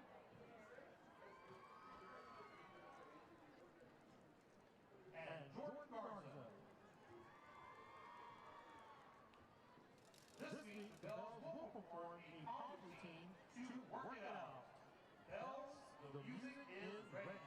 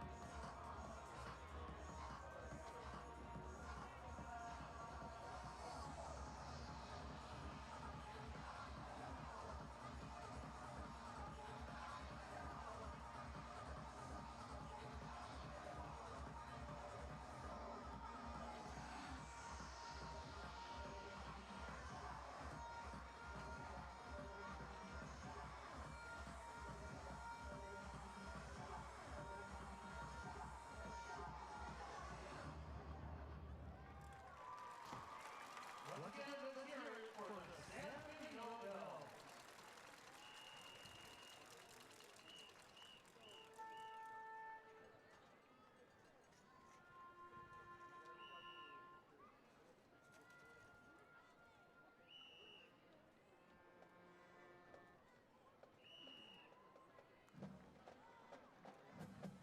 Now, take the field, San Benito High School is proud to present the 2024-2025 edition of the Mighty Greyhound Marching Band.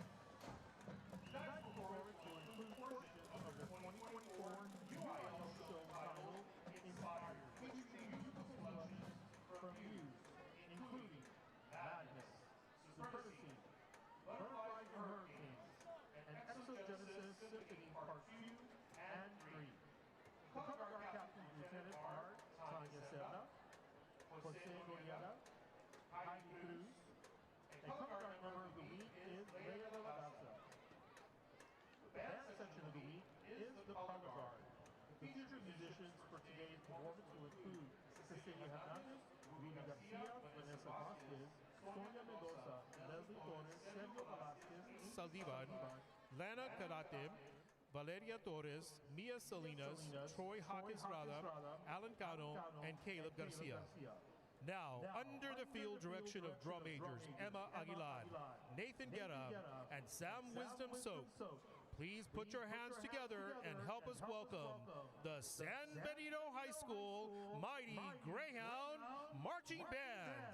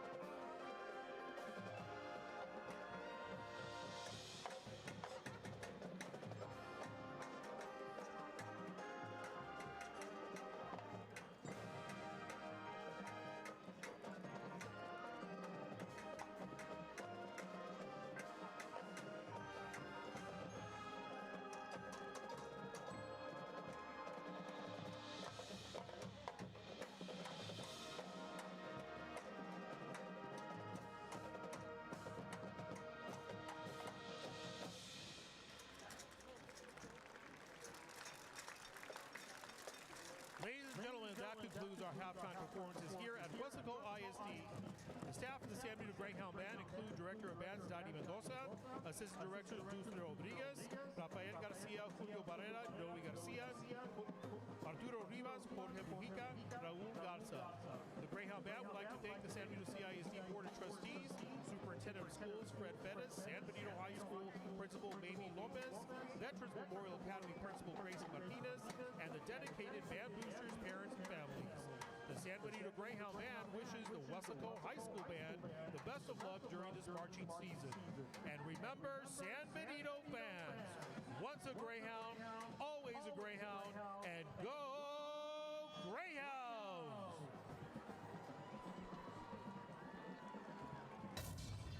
You ain't seen nothing yet.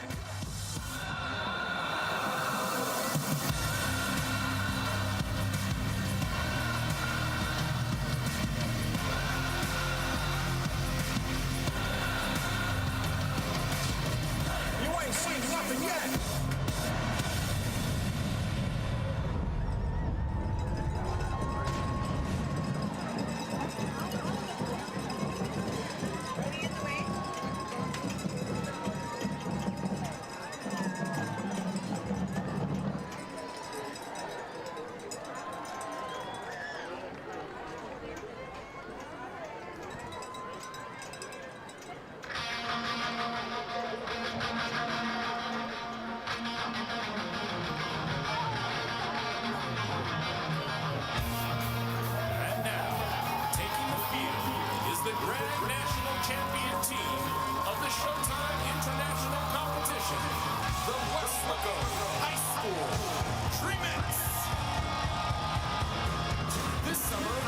Attended the Showtime International Summer Camp, where they earned numerous awards, including 5-Star Officer Line and Most Admired Team.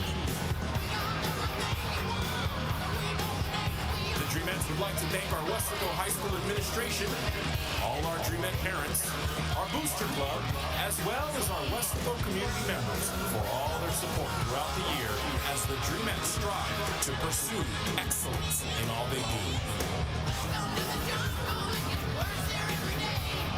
The Dreamettes are under the direction of Mrs. Tara Sanchez and Mrs. Delma Sola.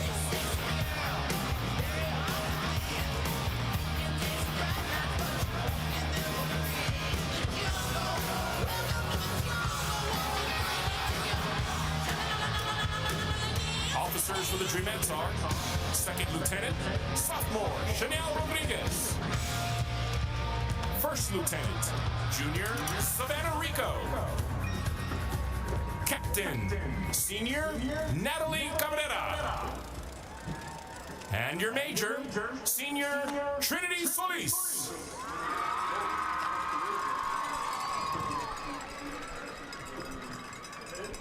Dream It of the Week is Caden Cardoza. Now sit back and enjoy the 2024-2025 Weslaco High School Dream It.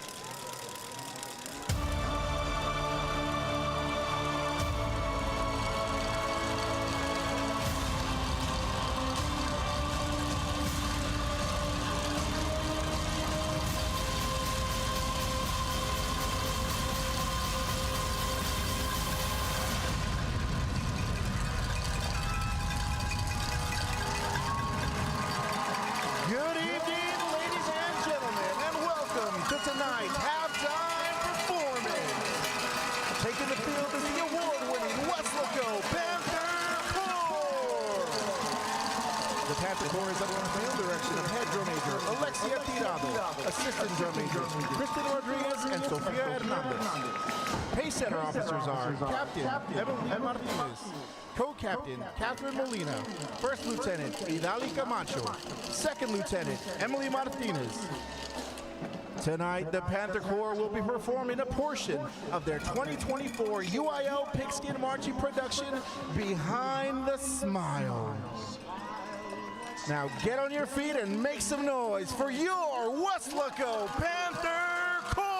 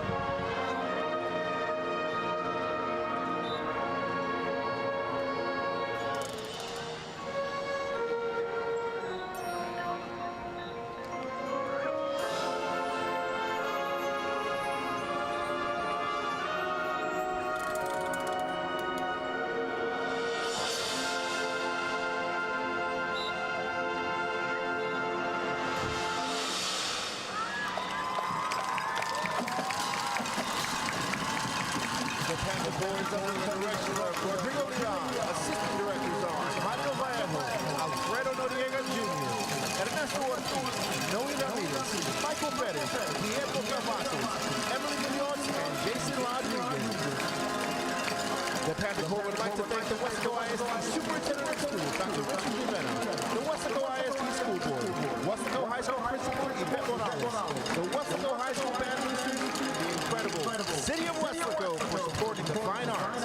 Thank you, and go Panthers! On the big scoreboard are brought to you by Taqueria El Compañito, located right across from the school. Taqueria El Compañito. Stop by and order some great chips.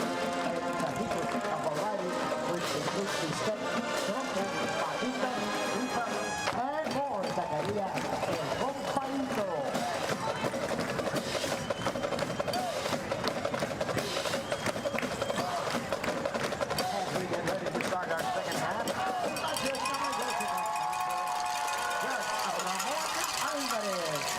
Serving our community on the 302nd District Court. Thank you, Judge Andres.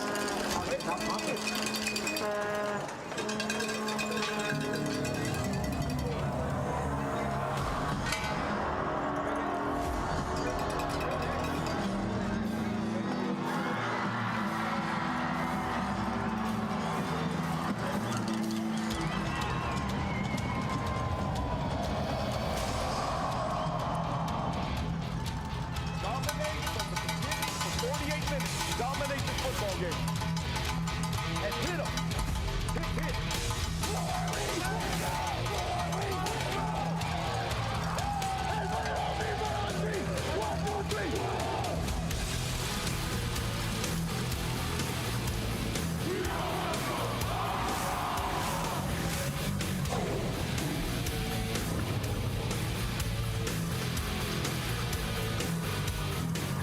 It's high school football Texas style.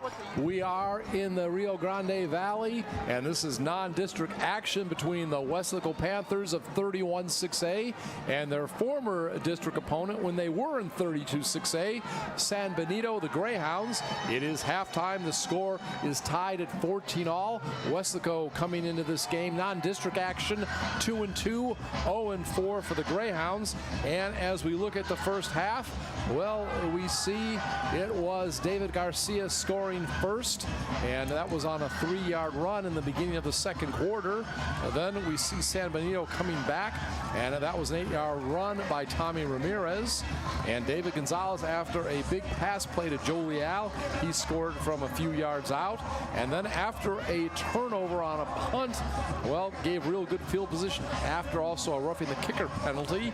And Tyler Ruiz, he goes in from 8 yards out, and so we have it tied at 14-all. Are you surprised, Football Fred? I'm Scott Harrison. Are you surprised, Football Fred, it's tied up? I'm not surprised that it's tied up, and just because the coaches over on the San Benito side do a good job every single week, just like they do in Weslaco.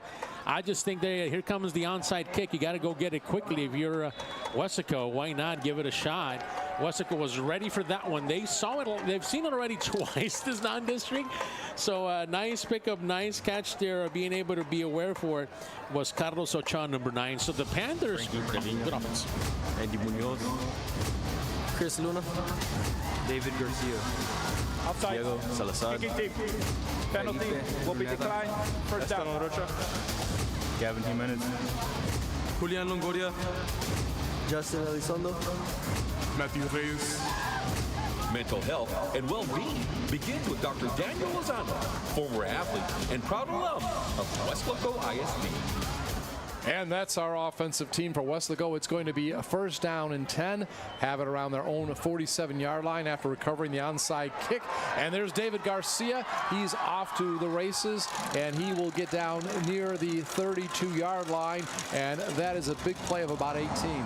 Blitz off the right side, and when they came through that side, guess what? David Garcia went through that side. Blitz right there. Outside comes Garcia, and he'll take the rest. Nice run. They had really good field position. Now they have incredible field position. And there we see Frankie Trevino. Of course, he's been the quarterback all season, wide receiver last year, and done a nice job so far in this role. Let us see what he does in the second half. Where's number 0 this season? Gives it to Garcia again, and he is going to get down to about the 34-yard line. Going to pick up about 5. Following his blockers, nice job. Let those blocks develop, and he's gotten really good at that now. He was already a patient runner. Watch everybody going out there and making a play, trying to block everybody out of there, and he picks up nice yardage on a first down play. And you talked about ball control. Maybe Weslaco gets some ball control here in the second Maybe. half. I think that might be the key here. Let's see if they adjust to that. 12-minute quarters, high school action, and it is going to be 2nd down and 6. Trevino, first pass of the second half, looks toward the end zone and just off the fingertips of his intended receiver. Joseph Leal has been a guy that they wanted to include in this offense. They feel he is the X factor. As a matter of fact, Coach Stroman said that. He is our X factor. Watch him here, single coverage up on top. They've been playing that all night. Go deep, just couldn't quite catch it, just outside of the range of Joseph Leal, number 5 there. So again, we heard talking to Frankie before the game that single coverage might be a big part of the package defensively, and he feels confident that he can do well against it. Garcia this time will run the ball. He's going to be a little short of the first down. Yeah, it's going to be 4th down, 4th and about 2. At this edge, I mean, you're 30 yards, 30 plus 10, 45, 46-yard field goal. Now, go for it. Let's go for it. Yeah, I don't even think it's any question mark there. I think so. The cheerleaders agree. Yeah, they are out here as well. Good job. 4th and 2. And again, Weslaco will go for it. Garcia, he's the back, and he's going to get it, and he is going to make it, and a couple yards to spare. Remember, he's one of these guys that is a strong runner. And why is he a strong runner? Well, because he lifts weights, lots of them. He's able to he's one of those guys that just is, is a power lifter. So he competes as a power lifter. Yeah, he's a weight guy, and you can see it in his running. So 1st down and 10, and Weslaco, they're at about the 26-yard line. Trevino rolls right now. He's going to keep it like this one and gains about 4 or 5. Yeah, nice way to see. Nothing developed down the field. So what do? You can take it, get whatever they give you, 2-3 yards, whatever it is, make something out of it, and then you live to play another play here. See, nothing there. Tucks it in, gets a few yards, slides into 20, 15-yard line or so. So they just gave him 8, I guess, because of the slide. Slid a little bit early. So it's going to be 2nd down and 8. And again, Weslaco trying to take some time off the clock. Have done 2.5 minutes so far in this drive. Going back to pass.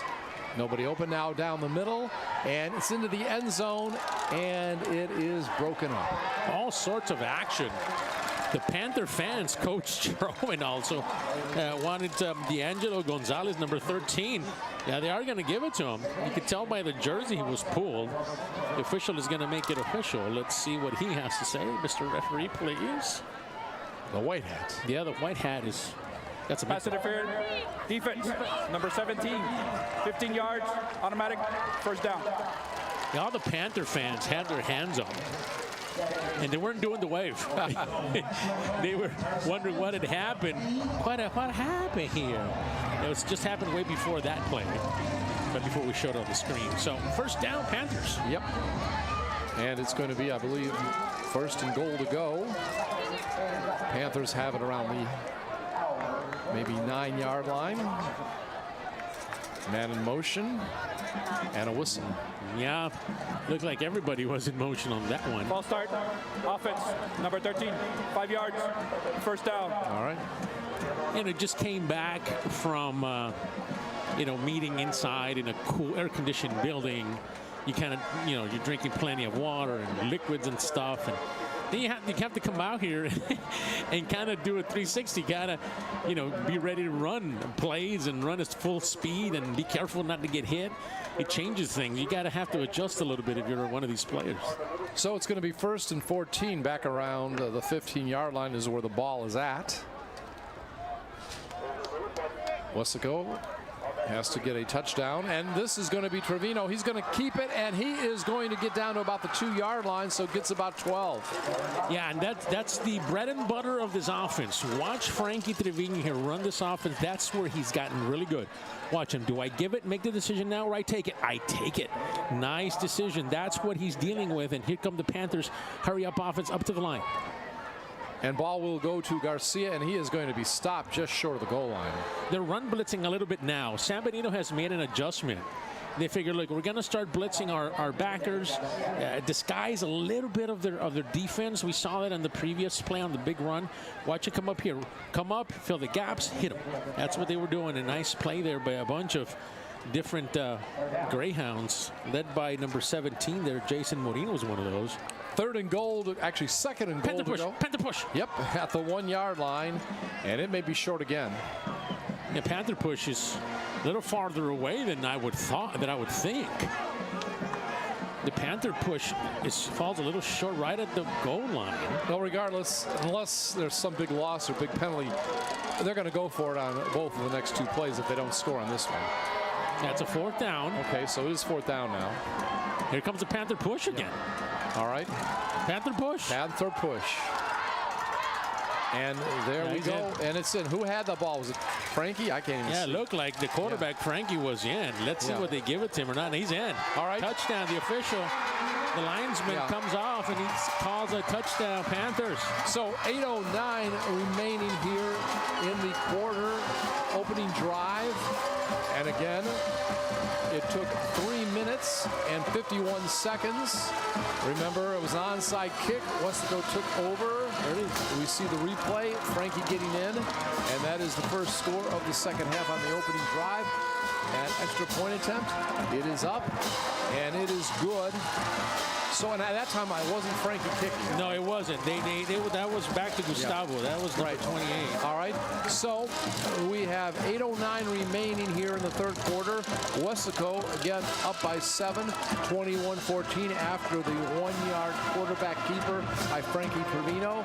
This is a KWES production. Well, I'm happy to see that the Panther push is still in the playbook. We experimented with it last year, and they looks like they've gotten better at it. Basically, it's just a fullback dive with all the blockers, including the guys in the backfield, pushing you. Touchdown, Panthers! That's the way that went. Oh, and Panther push gives you a touchdown. So we have it in the arsenal. It's still there. That's good to see. And they look like they've gone pretty good at it. Yes. Well, it's good to see. We talked about what adjustments would be made at halftime. We said Coach Stroman will probably use this as a teachable moment. It was almost good, being this is non-district, that they scored. We're talking about San Benito right before halftime, gave them a chance to go over a lot of the mistakes, things the Panthers had to get better on, and they seem to have listened. And, of course, even a little razzle-dazzle there with the onside kick by San Benito being able to be recovered by Weslaco. Tricky Greyhounds. Here comes the kick. Right. This thing is going to be returned, and that's going to be you're going to try to pitch it backwards on a lateral. Yeah, they're going to get it up to about the 30-yard line. So it'll be 1st and 10 there for San Benito. With all the action that is happening here, we're missing Kiss Cam. Come on, guys, we're missing Kiss Cam. No, he said, like, no, it's not going to happen. Why not? Sure. Why not? That makes me blush too much. This is the opportunity to do it. Are you kidding? Number 30. It's points, sir. Think about points. That's what it is. All right, now there's a penalty here. So this may be good for the Panthers. I think what happened, and we're all excited with Kiss Cam. They announced, I believe, what happened is on the return, it's been a hold of some sort. They called it earlier here, but nonetheless, it's a penalty. Now moves the Greyhounds, which would have decent field position. Now really puts him back at about the 10. Yeah. Wow. Well, a break there for Weslaco. And again, what is the 586 on their helmets? The 586 is the zip code. Remember, all zip codes are 785, and then you fill it in. For us, it's 78596 here in Weslaco. Over there is 785. All right. Yep. And a running play, Ramirez has it, and he's only going to pick up a couple. Tommy Ramirez. There's some hitting going on by the Spanish defense to start off this 3rd quarter. Why not? Led by big number 45. That's Gael Ruiz. Junior Watch put his head down right here. Boom. And that's stop right there. Diego was there too. Diego Reyes, number 7. Has some hitting going on there. Gain of 2, second down and 8. Ball at about the 12-yard line. Another running play, and this will pick up maybe 3. Again, Ramirez. Yeah, trying to establish the run early. That's Tommy Ramirez, who's got most of the carries tonight for the Hounds. Try to get early. They try to run early. Watch it right in the middle. Gets it, and then just not much running room. A lot of different players. Great Gusto was one of the guys there. Big number 50 was there. We're talking about Nicholas Ramirez, senior defensive tackle for the Panthers. Give him 3 on the play, so it's going to be 3rd down and 5. Ball at about the 16-yard line, moving toward the south, toward the scoreboard will be San Benito here in the 3rd quarter. There's a fumble in the backfield. Somebody's got to go get him. Yeah, he's Put got pressure on him, and nothing's going to develop there. Ruiz has it. Tyler Ruiz throws it incomplete. A flag. There's a flag here. Looks like that's going to be on the Greyhounds. Now it looks like they had probably legal man downfield. I'm thinking. Let's give the official, make it official. Sir, please. Illegal formation. Okay. Offense. 5 men in the backfield. That penalty will be declined. 4th down. Yeah, makes sense. You want to get the ball back. Yeah, I thought just because of the fumble, and they were trying to set a run, maybe one of the offensive linemen would move down the field, but they had too many guys in the backfield. And then the fumble kind of screwed things up. And then, Hinojosa almost got his sack. Yeah. He's seeking that sack. We're pulling for him because he's had sacks in the last 2 games against LBJ and United.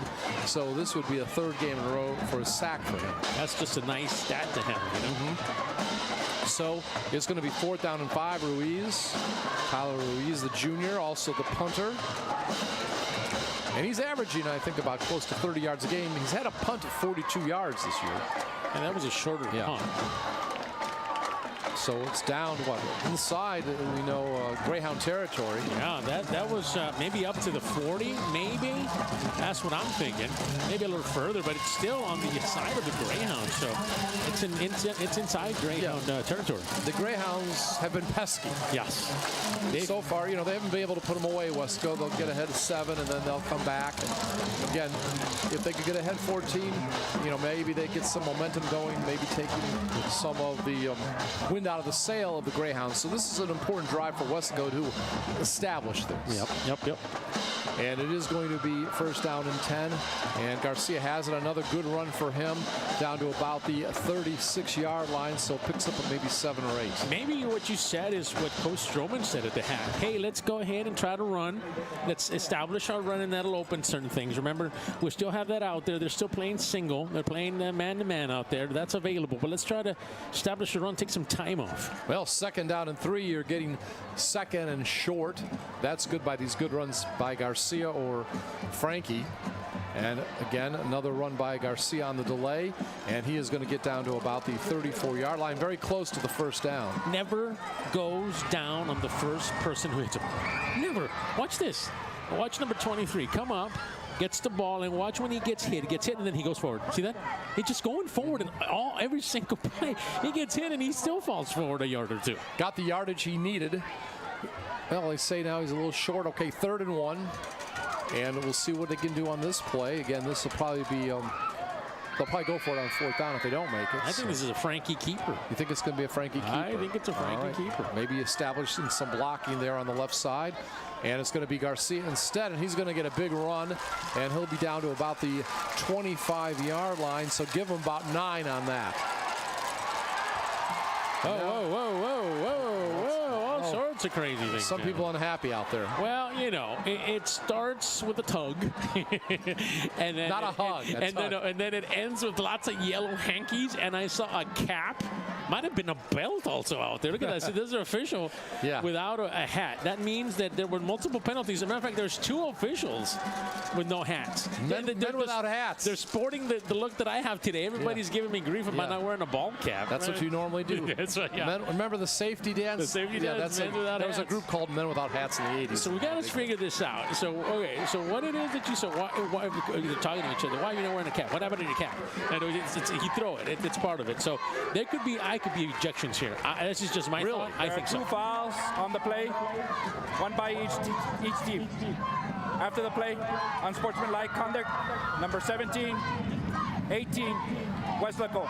After the play, unsportsmanlike conduct, number 5, San Benito, that player is disqualified. Yeah, I kind of had a feeling that would happen. All right. Yeah, you can't just by the play itself. Now, the problem is this, and this is an unfortunate situation. I mean, you never want to see an athlete at this level, obviously, be ejected. But what happens is what does it is they after a while they get you with a flag and they stop you, and then what happens is they if you continue with it, they give you another one. So he might have gone 2 flags on that play. And then that disqualifies you. So that's the issue. You never want to see this at this level. And so Coach Gomez, there he is. Yeah. He wants an explanation on what happened. I think we either going to get it or they're going to talk to Coach Stroman. I'm not sure which one is going to happen here. Or maybe we're just going to play on. Yeah, looks like we're going to play on. It's first down. Let's get going. All right. Well, it's an unfortunate thing. It's an emotional game. You see it. But sometimes that's just that. Sometimes you get a flag and that's enough. But then when you continue, that's where you do the ejection. And on the lighter side, the band and the Dreamettes did a great performance for Weslaco, and so did San Benito. Yes, I think so too. That was fun. Okay. We have a slot there on the right side. Trevino has it, looks toward his left, and it is going to be overthrown. Is there any interference? I think they're okay. Is that Leal? Yeah, Joseph Leal, they were going to him. He had a step. That ball was overthrown by Frankie. No, there's a laundry. There's another flag, but this one is in the end zone. Wait a minute. Watch Frankie here. Drop back, goes deep. He throws a nice spike. Look at that. Yeah. And then just might have been a hold maybe before that. Holding. Yeah. Defense. Yeah, it was before. Number 1. 10 yards. Automatic. So now they're just picking on the defensive backs here. Weslaco has figured out that, hey, they're playing a single, and they want to continue bringing pressure. So if they're going to play single out there, we're going to go ahead and just throw the ball out there and then, try to let things happen. You want to run the clock, but at the same time, you want to take what they give you. Right. And they've got a chance to throw, huh? Yeah, that's exactly what's happening. You have an opportunity. The run has been working. You're taking your shots, and they're still in that coverage. They haven't adjusted to it. That's why I told Frankie, are you going to run the ball a lot today? He said, no, I think we may throw a lot because of the one-on-one coverages. Why not? Yeah, all right. But still, Garcia has got the ball a good amount of times, and he's going to fall into that one for the touchdown. Looks like about a 15-yard touchdown. Yeah, once things start to kind of come apart, then the defense has really no answer for it, and it happens here.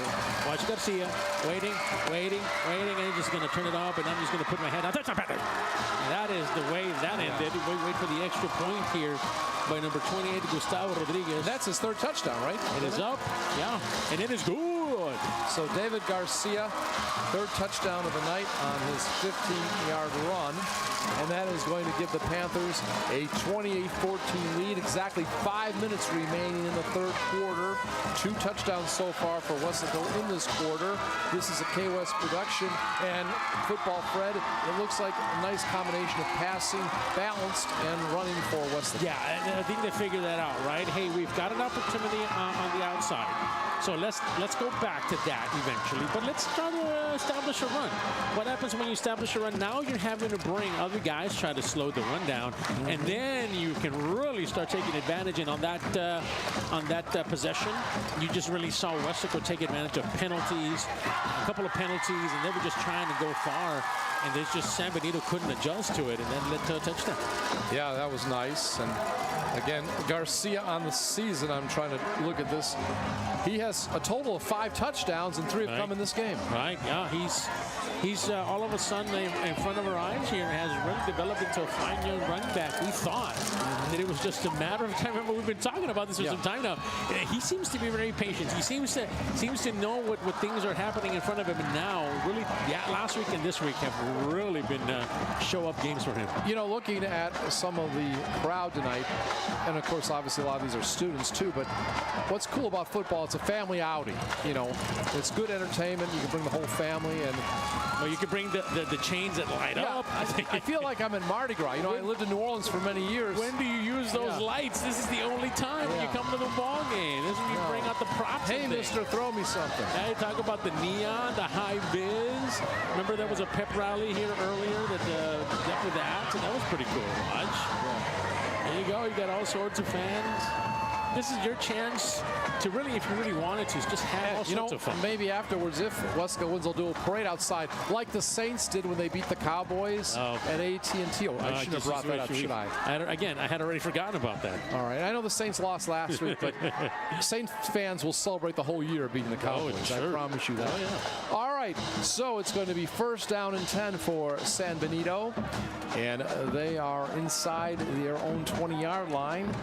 All the way at quarterback for Tyler Ruiz. It looks like he handed off to Ramirez that time. Not much running for Tommy. A couple of changes here on the defensive line. Ethan Gutierrez, number 42, is in there. You also have a starter from number 50, Nicholas Ramirez. 45 is Gael Ruiz. And, of course, number 54 is the young sophomore, Jacob, the super sophomore. Number 54, Jacob Hinojosa. That's your defensive lineup. The offense is over here hanging out. Yeah, they're like, hey, guys, there's Frankie. Yeah, Frankie Trevino. We have the other guys back here hanging out. There's Joseph Leal. There's Big 63. Did a good job from him here this evening. That's Jacob Garcia filling in tonight for Gavin. No gain, 2nd down and 10. Ruiz rolling down the field, and it looks like it's complete. No, it looks like he dropped it. All right. Ryan Gonzalez had a lot to do with that. Yeah. Ryan Gonzalez was there. The receiver might have had a chance at it. We'll see it here on replay. Let's see the replay. But watch Ryan Gonzalez put his Panther paw all over it. Watch his coming up. Yep, he comes up and he pulls it down. Christian Estrada, I've liked him tonight, though he didn't get that catch, but he's looked pretty good. Yeah, Ryan comes up and does a good job of breaking that up. 3rd and 10. And a quarter dominated by Weslaco. Yeah. Getting the onside kick. And again, I like all this lighted beads or whatever. This is the time to bring him out. Bring it to the stadium. Yeah. So here is going to be a running play by Ramirez, and his second effort is going to get him the 1st down. So he's going to get about 12 or 13 yards. Yeah, nice run in there. Back and forth they go. Number 28. Good run there by Gustavo Rodriguez. Check that number. Check that for the. That's Tommy Ramirez. I'm sorry. Yeah, for the Greyhounds. Tommy has done a good job here this evening. Yes. He's been able to come up and do a good job. Well, he has to come in. Angel, I'm sorry, escapes me his last name right now, but Trevino. Yeah, Trevino. Angel Trevino is the normal starting running back. Yeah, I believe. is out with an injury tonight, and so therefore you've got to find another guy. And then Coach Gomez mentioned, look, it's just the next man up. We've got to get going. All right, so it's 1st and 10, ball at the 33-yard line. San Benito moving south toward the scoreboard end of the field here in the 3rd quarter. Another running play up the middle, and it is going to be about 8 or 9 yards, so big chunk plays. Yeah, why not? Let's go ahead and get some running going here. They're trying to. That's good for Weslaco in a sense because the clock continues to go. Yeah, you got the 2-touchdown lead. So anytime you're running the ball, you're basically trying to, if you can, if it's possible, try to slow things down. If you're Weslaco, why not? Try to run the ball. A couple yards short of the 1st down. Ball at the 42-yard line. Need to get to the 42 again in Greyhound territory. Running play, that is going to be a 1st down and more. And it is going to get down to near midfield, say down at the 48-yard line. So, again, a nice pickup on that play of about 7 or 8 yards. Kike Rodriguez, and there's a flag. Late flag came in. Kike Rodriguez coming up and making a play. He couldn't wrap up. He gets off that tackle. We saw that by Tommy Ramirez, and then he had to throw him down. I wonder where the flag is going to be, though. Flag here for the offense? Defense. Not 100% sure. It was thrown away from us, but a tackle was made. After the play, unsportsmanlike conduct on the coach for San Benito. 15 yards. Well, that's 1st down. That doesn't happen very often, does it? They gave it to Coach Gomez. Now, sometimes just, and he continues to talk about that. There's Gomez. Yeah, he just talks. You like his shades? And then the problem more than likely is he came on the field. I think that's what it is. They're being kind of real picky about that this year. How many people are on the field? And he might have just came in too far. That's what I'm thinking. That's a big penalty. Yes, it is. So it's going to be 1st and 10, I guess, back around the 35-yard line. 3:11 remaining, 3rd quarter, and another whistle. Yeah, I think think Coach Stroman feels that things are getting a little spiffy out there. Right. Is that the word for it? By the way, we learned something about Coach Stroman this week. All right. Yeah. And again, we were making jokes about the Cowboys and Saints, but you would figure that most people would be Cowboys fans down here, or at very least Houston Texans fans. Well, of course, right, of course. But Coach Stroman, I guess this is from a young age, he has been they had a different name at that time, but now a Washington Commanders fan. He's a Washington Commander fan? Yeah, and of course, he always tells me, wasn't that a great game when they beat Cincinnati, because he knows I like LSU, and the two quarterbacks, right, in that game were Joe Burrows and Jaden Daniels, the rookie. The rookie won that game over Joe Burrow, but they're LSU guys. Jamar Chase had some catches for Cincinnati. So what do you think? I know you're a Cowboys fan. What do you think about Coach Stroman being a Commanders fan? That's it. I am unfriending him on every social media page. How do you spell Coach Stroman? I'm going to follow him and then follow him back on purpose. Okay. It's going to be 1st and 10. And there is a running play by Ruiz, and he is going to get the first down and then some more. He probably got close to 13, 14 yards. Yeah, it might have been a first down. I think he got a first down. Yeah, he did. I mean, that's a nice run. Watch this. Panthers are coming. Goes outside, just follows his blocks, and good running there by the quarterback. That's right. Nice play there by the Greyhounds. They are putting up a fight. You said earlier, they're a scrappy bunch. Let me say. Yeah. These Greyhounds have a lot of pride. This program. It's Coach mentioned about that. Hey, they have a lot of pride, and we do too. They're at the 48, their own 48, 1st and 10. Ruiz has been quarterback, the junior, all the way, and basically Ramirez has been running the ball for the most part. Gets about 3 or 4 up the middle. Yeah, a lot of runs back and forth, and there's just things, here we go. Things are just happening. Sometimes things are just continue to happen. Well, you see a couple of players for San Marino putting their hands up in the air, and I'm not doing anything. And I think at this point they're gonna. Well, they got to get this thing in order. The coaches. Yeah, I think the good thing is the officials need to talk to the coaches and let them know. Look, I get it. But let's take it easy. Talk to the kids. We don't want to throw anybody else the out. last 30 seconds has taken 5 minutes because of all these penalties. Right. And, these penalties, a lot of them have to do with unsportsmanlike conduct. Right. All right. 2nd down and 6. You hear the fans yell defense, and that defense is good this time. And there may have been a fumble. Yeah, fumble. it is. It's going to go to Weslaco. Now, Weslaco came up high. You're going to see it here on the strip. Weslaco does a good job with the party lights. Did Bonda get it? The party lights are up again. Yeah, it looked like Bonda came and ended up with it. We'll see here in a minute on the replay, hopefully, to find out what exactly transpired. There's Bonda. There's Joseph Bonda. He's happy about it. Watch the tackle here. Go high and watch the strip. Going low. Yeah. Watching, he gets hit there. That's where the ball pops out, and then the Panthers jump on it. First down, Panthers. Mm-hmm. Well, maybe. Of course, we want to see some more throwing, if that's what they need to do. But ideally, let's just keep the clock running. We're at a point where we need to. And again, the game is not over. San Benito's not behind that far. Oh, yeah, for sure. So we're not saying that. But this is one of those games where you don't want any stupid things or people getting suspensions or whatever. Right. All right. There's Trevino. He has it. And he is going to be tackled for a loss. That hasn't happened much tonight. Yeah, matter of fact, that's the first sack.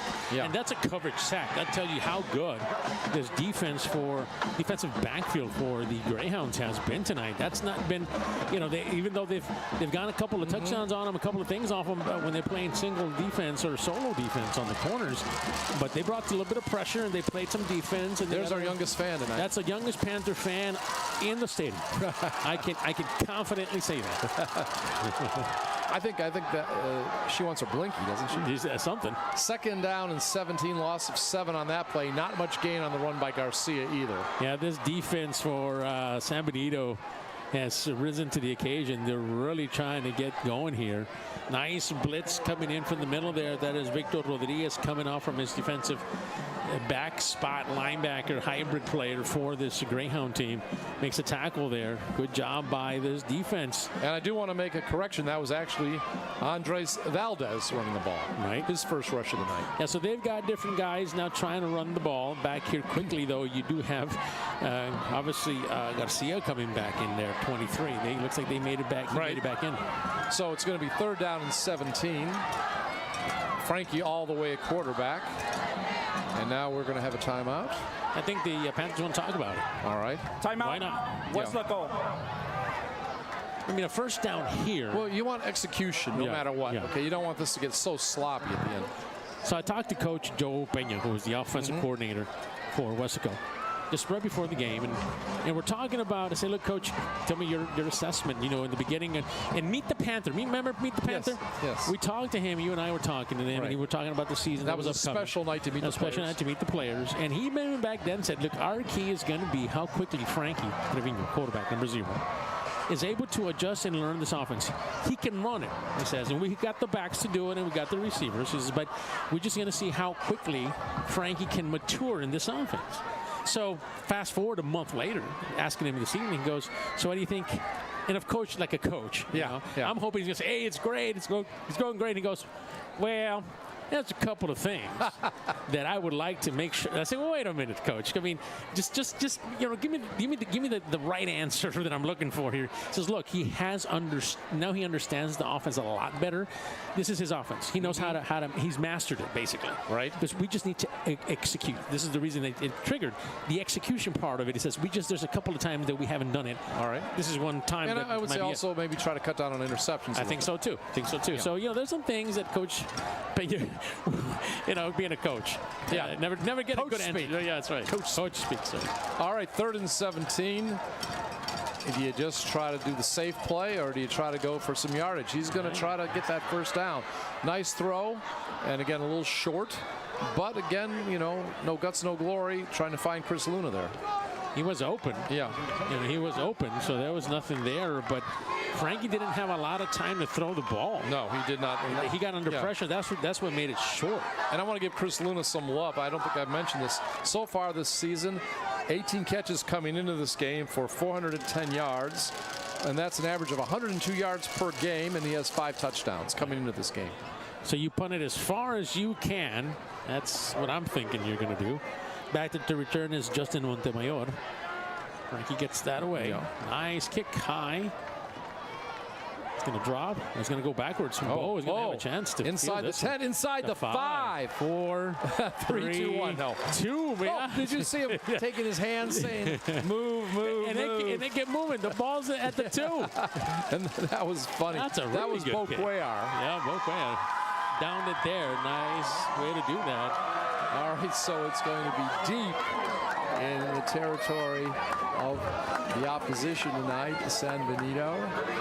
And again, under a minute remaining. What do we have, about 25 seconds? 25 seconds. This is the longest third quarter I've had in a while. Yeah, actually 21. That's the play clock. It just feels like it's been an hour and a half. But it moved quickly for the first, 8 minutes. That's right.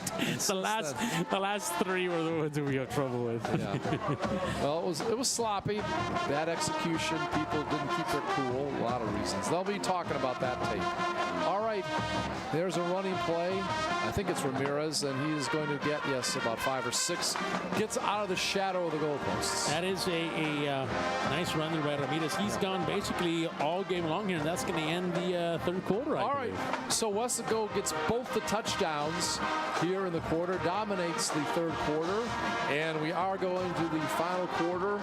It is Weslaco from 31-6A taking on San Benito from 32-6A. Non-district action, and the Panthers lead the Greyhounds, and it is 28-14 here at Bobby Lackey Stadium, Texas National Bank Field. This is a KWES production on YouTube. Take it away, my friend. I am really impressed with the way, first of all, let's talk about our visitors. San Benito has hung in there. They've been putting up a fight. They've been behind here, and they've given them some plays, but got to give them credit. They came to play, and we talked about pride. Coach talked about pride, and they're showing it tonight. And then on the other side, I'm just impressed by the fact that Weslaco has also kind of risen to the challenge and adjusted a little bit. They've slowed down the run, and then they ran themselves with it. Boy, what a half here, or what a quarter, I should say, for David Garcia. I think those are the big things. I think, when you talk to Coach again, you should definitely ask him, what were the adjustments? What was the tone of your speech, or all the coaches at halftime? Yeah, I think that's a question that we're going to write down and definitely going to ask. And again, Weslaco just wants to hang in there. You know, it's a moral victory. You start 0-2, you lose to a couple powerhouses, Harlingen and McAllen Memorial in, you know, preseason, non-district. They're 2 top 10 teams in the Valley, but now you come back, and we have now begun the 4th quarter of play, and there is a run for Ruiz. Yeah, it looks like they like to keep them there on those short runs, especially when they need something. I wouldn't be surprised if we see another run by 11 there. Yeah. I mean, he's trying to pick up some first yard. 2 or 3 up. He gets it's 3rd and short now. Again, you're still deep in your own territory. Right. You got to be careful here, right? Yeah, you definitely do. So 2nd down and 4. I think it's 3rd. I think it's 3rd. Okay, I'm sorry. 3rd down and 4.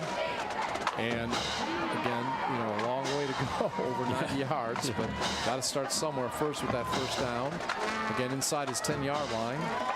Ruiz is going to roll to his right, and he is going to find his receiver. But a perfect timing on that one. Wow, great defense. That was Bo Cuellar, and he came up with the hit on the receiver just as Montlemore almost had it. Watch the hit by Bo Cuellar here. Rolling out. He's got it there until this. Yeah, perfect time. That is a perfect tackle. That is as sound tackle as you can have, because it dislodges the play. And speaking of dislodging, that hit, I think, dislodged my wallet. That's why I felt it all the way up here, didn't you? I mean, that was the whole crowd went, ooh. Well, as long as the money from the wallet comes my way. No problem there. There's nothing in there. Trust me, I'm married. Remember that? Yeah. I won't comment on that, but that was an interesting comment. Yeah. That's how I'll put it. It was interesting. Come to punt. All right. And again, it's going to be Ruiz punting from his own end zone. Its snap is high, but he gets it off easily. Again, he can get punts over 40 yards. Good bounce. There's Luna. Yeah, back by the 50. Luna has it. He'll get to the 40, the 35, the 30, and he's going to return that punt close to 25 yards. Yeah, that's a nice return there. Luna has this, I'm going to say it, and I don't say it about many guys. There was a couple of guys last year that might have had it. But he's got some wiggle to him, doesn't he? Yes. He's got the wiggle. And that's what he's watching. What exactly it's a wiggle, we're going to show you. Here comes the return. Watch him field it. And then watch the jiggle coming up right here. Boom. Wiggle, wiggle, wiggle, wiggle, wiggle again, wiggle again. That's just a little move. Blindside block. Number 1, return team. 15 yards from the spot of the foul. 1st down. Now that return was great. Yeah. But, now you have it's still going to be around midfield. You know. The ball. So if you're Weslaco, do you run the ball? I mean, do you want to run it now? You want to run it. Okay. Yeah, you want to. But if let me put this way, if you're going to put a lot of reserves in, yes, you know, maybe you do want to. And I think at this point, that's what we're going to see. You know, I don't know if we're going to see what's the backup quarterback on Carlo. Yeah, at this point, do you bring in number 15, Carlo Castillo? Right? Yeah. So we'll see. Well, Frankie's still in there. Yeah, he's still in there, and ball at midfield. And so we'll see what they do. I know Frankie wants to throw it. I'll tell you that. He don't want to come out. If he's coaching here, it's going to be thrown. But that's a run, and it's going to be a nice run again. It's Garcia again, and he is going to go to the 20. And that was a gain of, actually, no, it's Valdez. Okay, so yeah, Valdez that was Andres Valdez. Sometimes it's hard to see because one's 23, one's 33. Yeah, you see the burst? Yeah, the burst. You see the burst? Well, the burst made me think it was Garcia. Oh, watch this. Yeah. Gets the corner, and then he's gone. Well, Valdez gets about 20 or 30 yards. Yeah. Number 12. That's going to come back, though. That's going to come back. That was nice to watch. I like the burst, 33. Yeah. I like that. Valdez putting his head down and doing his best sprinter move. You know, coming into this game, 7 carries for 29 yards. He was averaging over 4 yards a carry, so he's the real deal. Let's give it back to him. Let's do it again to the other side. That's what I'm thinking. You know, I mean, it's just that's my call. I mean, right? He's warmed up by now. Oh, so if they get ahead enough, is coach going to let you call a couple plays? No, he does know what. he knows better. He knows a lot better. What was it? I heard it last night. If you start listening to the crowd, eventually you're going to join them up there. Oh yeah, I have heard that one more than once. Yeah, you got to listen to me. All right. So it's going to be 1st and 10. And again, it's going to be a running play. No, actually, Frankie's going to keep it. Well, it's a running play, but Frankie's going to keep it. Didn't hand it off. He got a first down. Yeah, he got a first down, got 11. Yeah, why take any more punishment? I mean, you watch this run here. He fooled everybody on this one. You got to keep an eye on the left eye on Valdez, and you got to keep the right eye on Zero. It's a first down here for the Panthers. Keep in mind, Frankie coming into this game averaging over 5 yards a rush. Yeah, and that continues, if not better, I would say, in this game. Yeah. So we are approaching 10 minutes left in regulation. And Weslaco hoping to work at least a few minutes off the clock. Nothing they'd like better to at least get a field goal out of this. Yeah, for not sure. More. So Frankie as a man in motion. And this time he'll hand it off. And once again, it's Valdez, and Valdez tackled from behind, picks up a few yards. I like his burst. I do. I like it. I think that's something that. What year is he? He's number 33. No, I mean, oh yeah, okay, yeah. He's Valdez. He's a senior. Senior, okay. So watch his burst. Watch him take off right here. See, he's got that ability. Yeah. You know, it's a little different style of runner than Garcia is. Garcia runs a lot through the tackles, and he's a straightforward runner. Here so far, what we've seen with Valdez is they're going outside. Pedro Suarez in on the tackle. So it's a gain of 3, 2nd down and 7. Trying to use up some clock between plays. And there he is, and that is going to be very close to a 1st down. Needed 7, came close to it. Yeah, why not? Let's get 33, some reps. Yeah. You know, it's always good to have. I mean, you know what you have with Garcia. You already know that. But then you get 33 in here, Valdez, and wait a minute. He brings a different type of feel. Young Panther fans on a Friday night. Right. Representing the community. Got the necessary yardage, by the way. Yep. It's 1st down and 10. And work that clock. That's it. That's the famous words that we'd love to hear. Work that clock. You can lead the chant. Yep. All right, Frankie's going to keep it, and he is going to get some nice yardage. And again, he slides in. It won't be quite a 1st down because of the slide, but good yardage. A couple of players now on the offensive line coming in. Josue Arce, number 75, is in there. Diego Salazar is still in there, but you have some other guys, some spot play. Coach likes to call it that. Basically, he says, look, I like to do spot play. Young man, hey, he brought his toy with him, and then brought his muscles too. There you go, young man. Good job. Number 1, yes, thank you very much. Appreciate it. Panthers are number 1. Is he talking about you? No, no way. He's talking about the Panthers. Panthers number 1. Yeah, definitely. Yeah, because of the slide. Yes. Again, it always looks like it's going to be more, but it's going to be 2nd down and 5. Still good gain on 1st down. That's about what he averages rushing. Yep. And Valdez will have it. He'll pick up a few more. So it's going to be 2nd down and about 1 or 2. Excuse me, 3rd down. So you're following a couple of guys in there. Yeah, obviously Matt Reyes is still in there. But you have some other guys that now are starting to get some spot play. Coaches basically says, look, we've got to get some time in him. You still have your center is in there. Nice run in there. Number 68, Julian Longoria, he's still in there. So you're going to have, as the game kind of goes on and winds down here, you're going to see some other guys come in and get some spot play. If they score, I believe this will be Frankie's last series. I would especially a touchdown. I would agree with you. All right. Especially with the clock now down to about 7 minutes. So Valdez has it, and he is going to be very close to the 1st down. And again, you know, they are taking like 3 downs to get the 1st down, but the 3rd down is always manageable, like 1 yard. Right. And that takes a lot of time off the clock. Yeah, and I think this is the Panthers are happy doing this. Yeah. You know, they want to get as much as possible. You got the 5 yards. Yeah, I mean, you know, that's what you want to do. And as an offensive lineman, there's nothing better than knowing that you like run block. Yeah, right? They're going to run block. Why? Because it's easy for you. Why? Because you lift the weights. You're strong. You know, you can push people out. Real quick, you like most offensive linemen like run blocking a lot more than pass. Definitely, 100% better because it's just usually your strength. All right. You don't have to play against these fast, quick guys. You know. So ball inside the 25, 1st and 10 this time. It's going to be a jet sweep type play, and it's going to pick up more than a few on that one. And on that particular play, we see what? D'Angelo. That's D'Angelo Gonzalez, number 13. So. I want to make sure I had it right. Yeah, they bring him up from jet sweep, and then he kind of cuts it back inside. He got 7, but was there a penalty or not? It looks like they're focusing on. No, it looks like the official is letting him play. Yeah, okay. So it was a gain of 7. Yeah. I believe, and that would make it, what, 2nd and 3. And the ball will be in the red zone. Now, if you're the Panthers, you got to keep an eye on this play clock. It's running down to 5 seconds. You got to snap it or call a timeout. Yeah, I think coach is going to want a timeout. Yeah, I think so. Yep. All right. Now, I do want to take why they have this timeout. We've got to mention this. Timeout. Yes. Because we won't be good supporters of Weslaco if we don't. Everybody's talking about it. Yeah.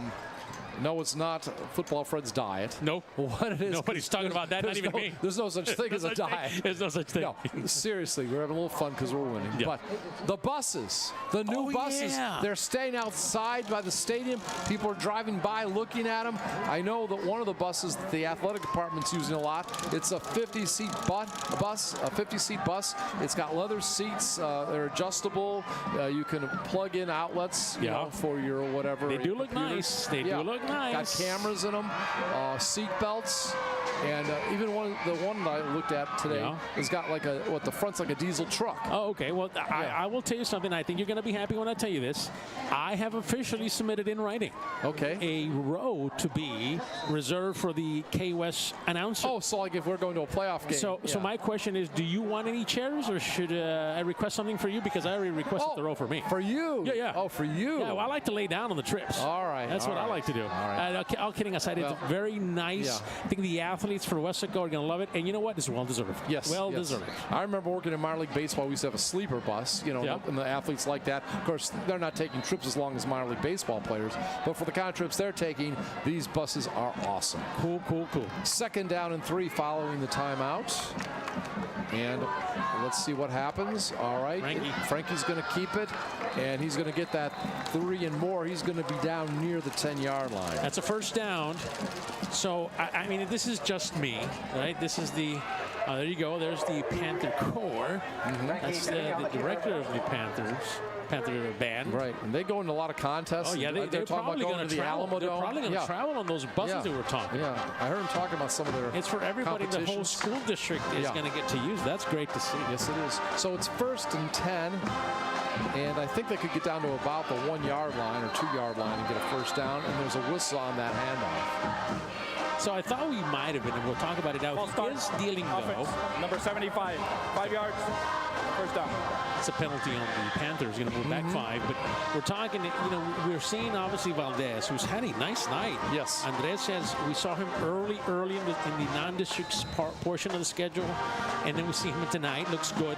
One we're not going to get to see, maybe, no, you mentioned this earlier. He's been dealing with an ankle injury. We're talking about David Bettis, right? That young player who Coach Domingo Vento was talking about. And he transferred in somewhere. Yeah, and he said one of the things that he said, look, that's another player like Hinojosa Jacob, who quickly adjusted to varsity. So is Bettis. He's just not playing tonight, nursing an ankle. I think he could have played at this game of the district, and they're going to have to call it. They could have played. I just think that just give him a couple of extra weeks, and I think he'll be ready to go. He's going to be a formidable weapon that the Panthers are going to use during. And remember, he is the grandnephew of the late Freddie Fender. Yeah. Now, can he carry it too? I'm going to ask him. Oh, yeah. That's what I'm going to ask him. Do you sing? Do you play guitar? You know? He wants to play drums like Don Ramirez. He wants to play. No, I don't know if that's true. Don Ramirez, of course, one of our videographers. Ayatollah rock and roller. So again, great crew. Again, they didn't take the timeout. They took the penalty, so it's 1st and 15. And Frankie, that time, can't get away from the defense. All right, I've had enough of that. I don't know about you. What's but I would like to... Of Don Ramirez drumming? Yeah, that might be a thing, too. Yeah. The high-vis I'm okay with. Okay. And let me tell you, now here comes my rant. If I get an opportunity. I think I've seen enough of Frankie tonight. This is just me. You want to see the backup. This is just, give it to 33. I see what you said. Don't let him run. Let's hand it off, Frankie. All right. Please. Yeah, I'm just one request. Give it to number 33, Valdez. All right, when Coach Stroman doesn't take your call I know. Are we going to throw? Why. Yeah, and Frankie gets it, and the receiver's open, and he's going to get down to the 15-yard line. Gabriel Pineda, new receiver, he caught it, and it's there because he was on one knee. Remember, in high school football, just like college, once your knee is down, that's it. Yeah. So throws the ball, catches it, but on the knee, and so therefore that's where the play ends. Good catch, though. Yeah, real good catch. Good catch by Pineda, the young junior. Gabriel Pineda. So he got about 12 yards on that. It was 2nd and 22. Again, they can get a 1st down around the 2-yard line. Now the clock is running. I think we're just going to get a steady dose of Mr. Valdez, 33. That's just me. Well, we hope you're right. Again, we want this game to run out with no injuries to either team, any further ones at least. Wants to throw, Yep. does. Trevino gets it down, and it's down to about the 10-yard line. Still 8 yards short of the first down. Yep, D'Angelo Gonzalez, another junior. 2 juniors already kind of participating in here for Weslaco. It's going to bring up a 4th down. Now, field goal, Frankie. Field goal, Frankie. You like that? Field goal, Yes, Frankie? I do. I think this might be his spot. I think we're going to try a field goal here. That's my thought. All right. In all this work, yeah, got to give him a shot. Something, right? huh? So well, I think it might really put the game out of reach. Okay, let me put it that way. 25 or 35, 36-yard field goal. Yeah, That's going to go wide left. All right, wide left. So, all right. Well, let us start here. Recognizing our crew for tonight. Yep. Try to get through it. Our executive director, Carlos Robledo, and reporter Mike Gonzalez did the game for us last week. Great job. Yes, great job. Great job. And you know, I'm happy to report that they did the game and the Panthers won, and I thought it was going to be just them because of them well, that they won. You know what? You're talking about Coach Stroman here and there. I heard from Carlos that, you know, people are superstitious, and he thought maybe him and Mike should come back and do the game tonight. But Coach Stroman actually requested us. Okay, good. Well, that's good. Because I'm happy that we obliged. Yeah, and not because he thinks they're winning. Yeah, not because he thinks we're better, but because he knows we need the employment. He's a young man here, number 12 for the Greyhounds. Green Carter, new player, young sophomore. Yeah, I thought we were going to see a lot more from him earlier, but this is the first time we see of him. First carry for Green. Ruiz still in there, but new running back. Yeah, right. I thought we were going to see Green earlier, but nah. All right, of course, our technical director, Mike Palacios. Yeah. He's a good guy. Magic Mike. And this will be another play, only a couple yards. Our cameras tonight, Vinny Berry. We already mentioned Don Ramirez. On the tackle, Matthew Mendez, another new player, number 32. Val Zamora. Amadeo Barones. Rocky Amadeus.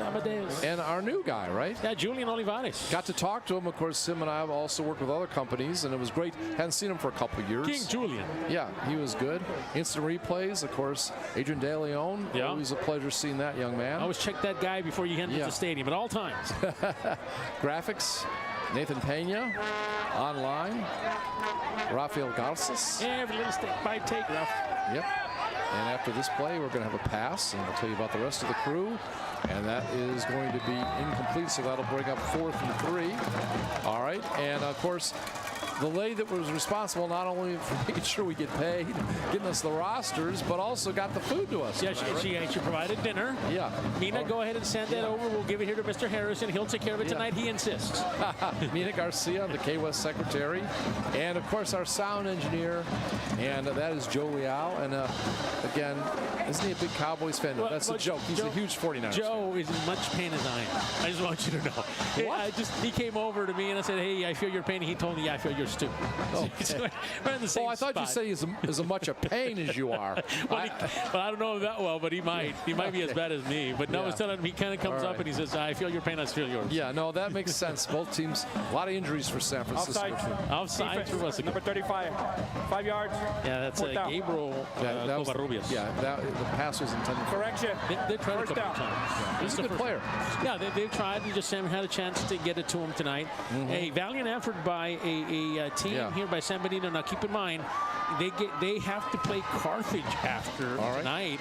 We'll talk a little bit about that. And by the way, Gabriel this year in rushing, 20 carries for 110 yards and 2 touchdowns. And it doesn't get any easier for them. Remember, because they're in District 32 6A, there's only a 6-man league in that division. Remember, Weslaco was in last year. Here comes wants to throw the ball quickly up the middle. That's going to be underthrown. Now, let me ask you this. Of course, they played Westlake, lost bad to them because that's where Drew Brees played. Not because Drew Brees played there, but Westlake has won lots of state championships. Right. And they're up in Austin. Right. Now, this Carthage team, tell us a little bit about them. That Carthage team is always a team that is always in the semifinals. Finals, always known for being a top team in the 5A ranks. And this is the next opponent for San Benito. And they do. And I talked to Coach Gomez about that. I said, look, I get it. You want to have your team ready, and you want to go, right? And you do. And you just faced a lot of stiff competition. the Valley team don't even play these teams that we're talking about until they're deep in the playoffs. Pressured by the core on the quarterback. Ruiz still in there, throws it. It's going to be overthrown. Yeah. So playing these teams continues. Is no secret, and we've talked about this before. They'll tell you the injury bug has hit the Greyhounds, and they have some players that have been out now. They're getting some back, but they're working through some, and so it's a work in progress. Coach Gomez says, look, the rest of he gave credit to his staff. They're getting the kids ready, the athletes are ready. So we're giving credit to Coach Cuellar and some of the other staff members here for the Greyhounds who've done a good job of keeping this team in it. This Greyhound team has fought all the way through tonight. It's going to be 3rd down and 10. Again, Tyler Ruiz, the junior, all the way at quarterback. And he'll throw a short pass, and it will get down near the 42-yard line. Take a look at who's in there now. Tommy Ramirez, who has been the starting running back basically for the Greyhounds, comes out of the backfield and they throw it out to him. Nice catch, wants to get more. The Panthers are there, 3 of them as a matter of fact. Gonzalez is there. Number 25, J.D. Martinez is there. 58 is there. Number 58 for the Panthers was there as well. That is Aiden Rodriguez. All right, so it's going to be 4th and 2 after that. And Ruiz throws it up. And is it intercepted? Yes. An interception for the Panthers. Ryan Gonzalez. And what a way to cap this game. Is he going to go all the way? It looks like he will. Ryan Gonzalez on an INT scores a touchdown. Wow, that was over 50 yards. Well, I hate to be the bearer of bad news. Flag. But the Panthers were offside. All right. But it was fun to watch. But that was a great play. Yeah, it was fun to watch. That was fun to watch. I told you Ryan Gonzalez is dangerous anytime he has the ball. On offense, on defense. Doesn't matter. Special teams. Watch this pass. Look at Ryan's Well, you know, he skills. muffed it. And Look at that skill. Stays in bounds, recognizes enough. His IQ is off the charts. And he's able to get this bag, and then, of course, he's on return mode. He got ahead of the receiver. Covarrubias. And then, of course, he does the rest. He turns into Mr. Wide Receiver, Mr. Return Man, and he knows what to do with that ball. Yeah. That's well, great. That was great for the home crowd. Yeah, but the officials here now. Well, they haven't said anything yet. I've got to be wishful thinking. Yeah, but I saw them. You saw it in real time. Offside. Yeah, I saw him jump offsides, and this official has lost his hat. I'm thinking, or see when they went out of bounds when they were on the return. But this is twice you've seen this official without a hat. I don't know if he's maybe he's just doing what I'm doing tonight. Is this a local crew? This is a local crew. So we're gonna ask him. Carlos Robledo asked me, can I get you a hat or something? Yeah. Maybe we should ask the official. Well, you're not wearing a hat tonight. I'm not wearing a hat today. Give him your hat. I'm never wearing. I'm never. This is the big thing. I always see. Outside defense. You see that? Number 58. 5 yards. Result is a first down. All right. It's something that keeps the ball. On the return, blindside block. 73 offense. First down, San Benito. Yeah, he had so much to say. I think he was saying, I need a cue card. So they move him forward, and then they move him back. Yeah. Do the hokey pokey, and you stand yourself around. And we end up in the same spot. No, we're giving Fred a hard time tonight because he always has a hat on, a cap, and that's part of his MO. Well, we're trying a new look. Yeah. We're trying a new look, and it turns out that it was worse than I thought. And you actually have hair, too. I actually have hair, yeah. I was wondering if you did or not. Everybody was asking that. I do a little bit, not much, but a little remember, bit. Be like me. You're not losing hair, you're gaining forehead. That's what it is, yes. I tell that to people all the time. Doing a good job of that. Watch the roll out here by Reese. Reese throws it out there. He gets it, and it's going to be a few yards, a nice open field tackle. Yeah, so, the Panthers have really tightened their defense here in the second half. Christian Estrada got the pass. Yeah, quickly out there. And then it looked like Chris Luna came low. Watch Luna. Yeah. He's a great tackler. See that? Oh, yeah. Yeah, Luna goes low. You're not going to have much of a chance. There's a hat for you. That'd be a good new look. See, I'm going to wear that next week. Yeah, with the sunglasses on. Watch Reese. All right. Trouble. He gets off the first tackle. That was a gain of about 5. That'll be about 7 more. And a little shoulder there. And that may cause a few tempers to flare. Well, I mean, that was Tyler Ruiz. Yeah, Tyler Ruiz put a shoulder into the defender, into Bo Cuellar. And that stirred up the Greyhounds on the outside. Well, I mean, it's just one of those things everybody's It's talking. gotten to the point I haven't even asked you how many timeouts are left. Okay. At this point, it doesn't matter. Watch this. Look, watch this. This is what the Panther fans were upset. Yeah. Watch him. He's trying to go out of bounds, but watch this last moment thing. He puts his head out right here.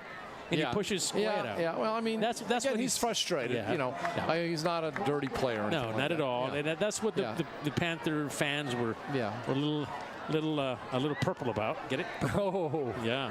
I think they saw red actually. Yeah, they did. I think at one point. All right, so we are running down here.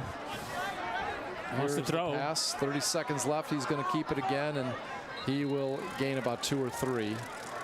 Goes out of bounds. Stops the clock still. Well, again, you know, wants to do everything he can. Yeah, 23 seconds left. Not much time left. Everybody waving.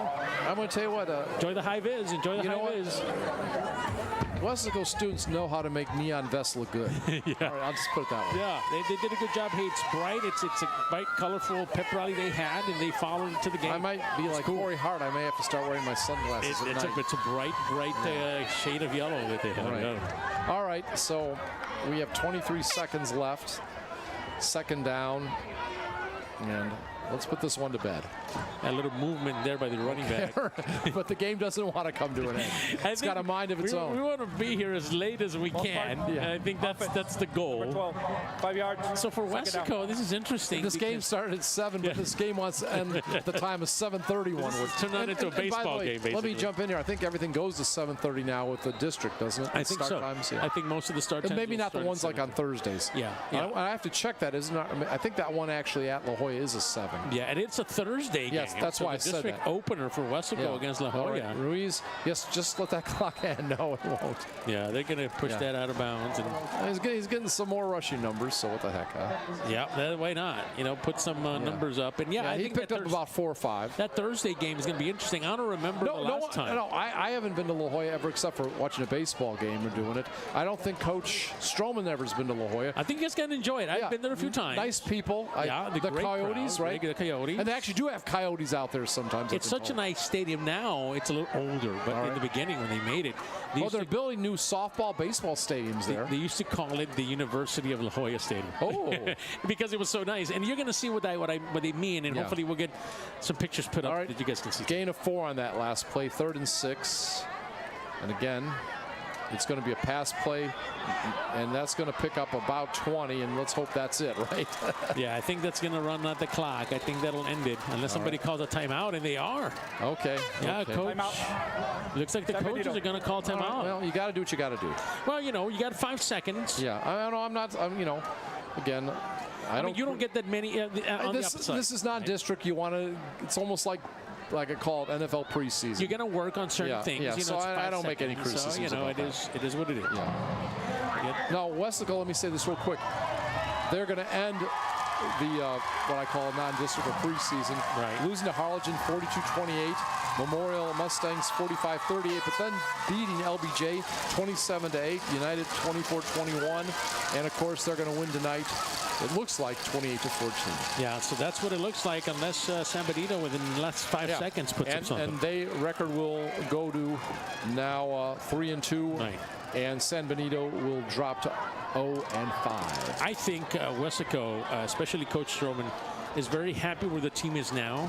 There's certain things I think they're going to have to turn up. They're going to have to get going a little bit more. But I think they're ready for district. There's some really good fun games on the horizon. Man, that's going to be great. Real quick. All right. We had David getting 3 touchdown runs. David Garcia, one by Frankie Trevino. And also Tommy Ramirez had a touchdown run. Weslaco in prevent defense.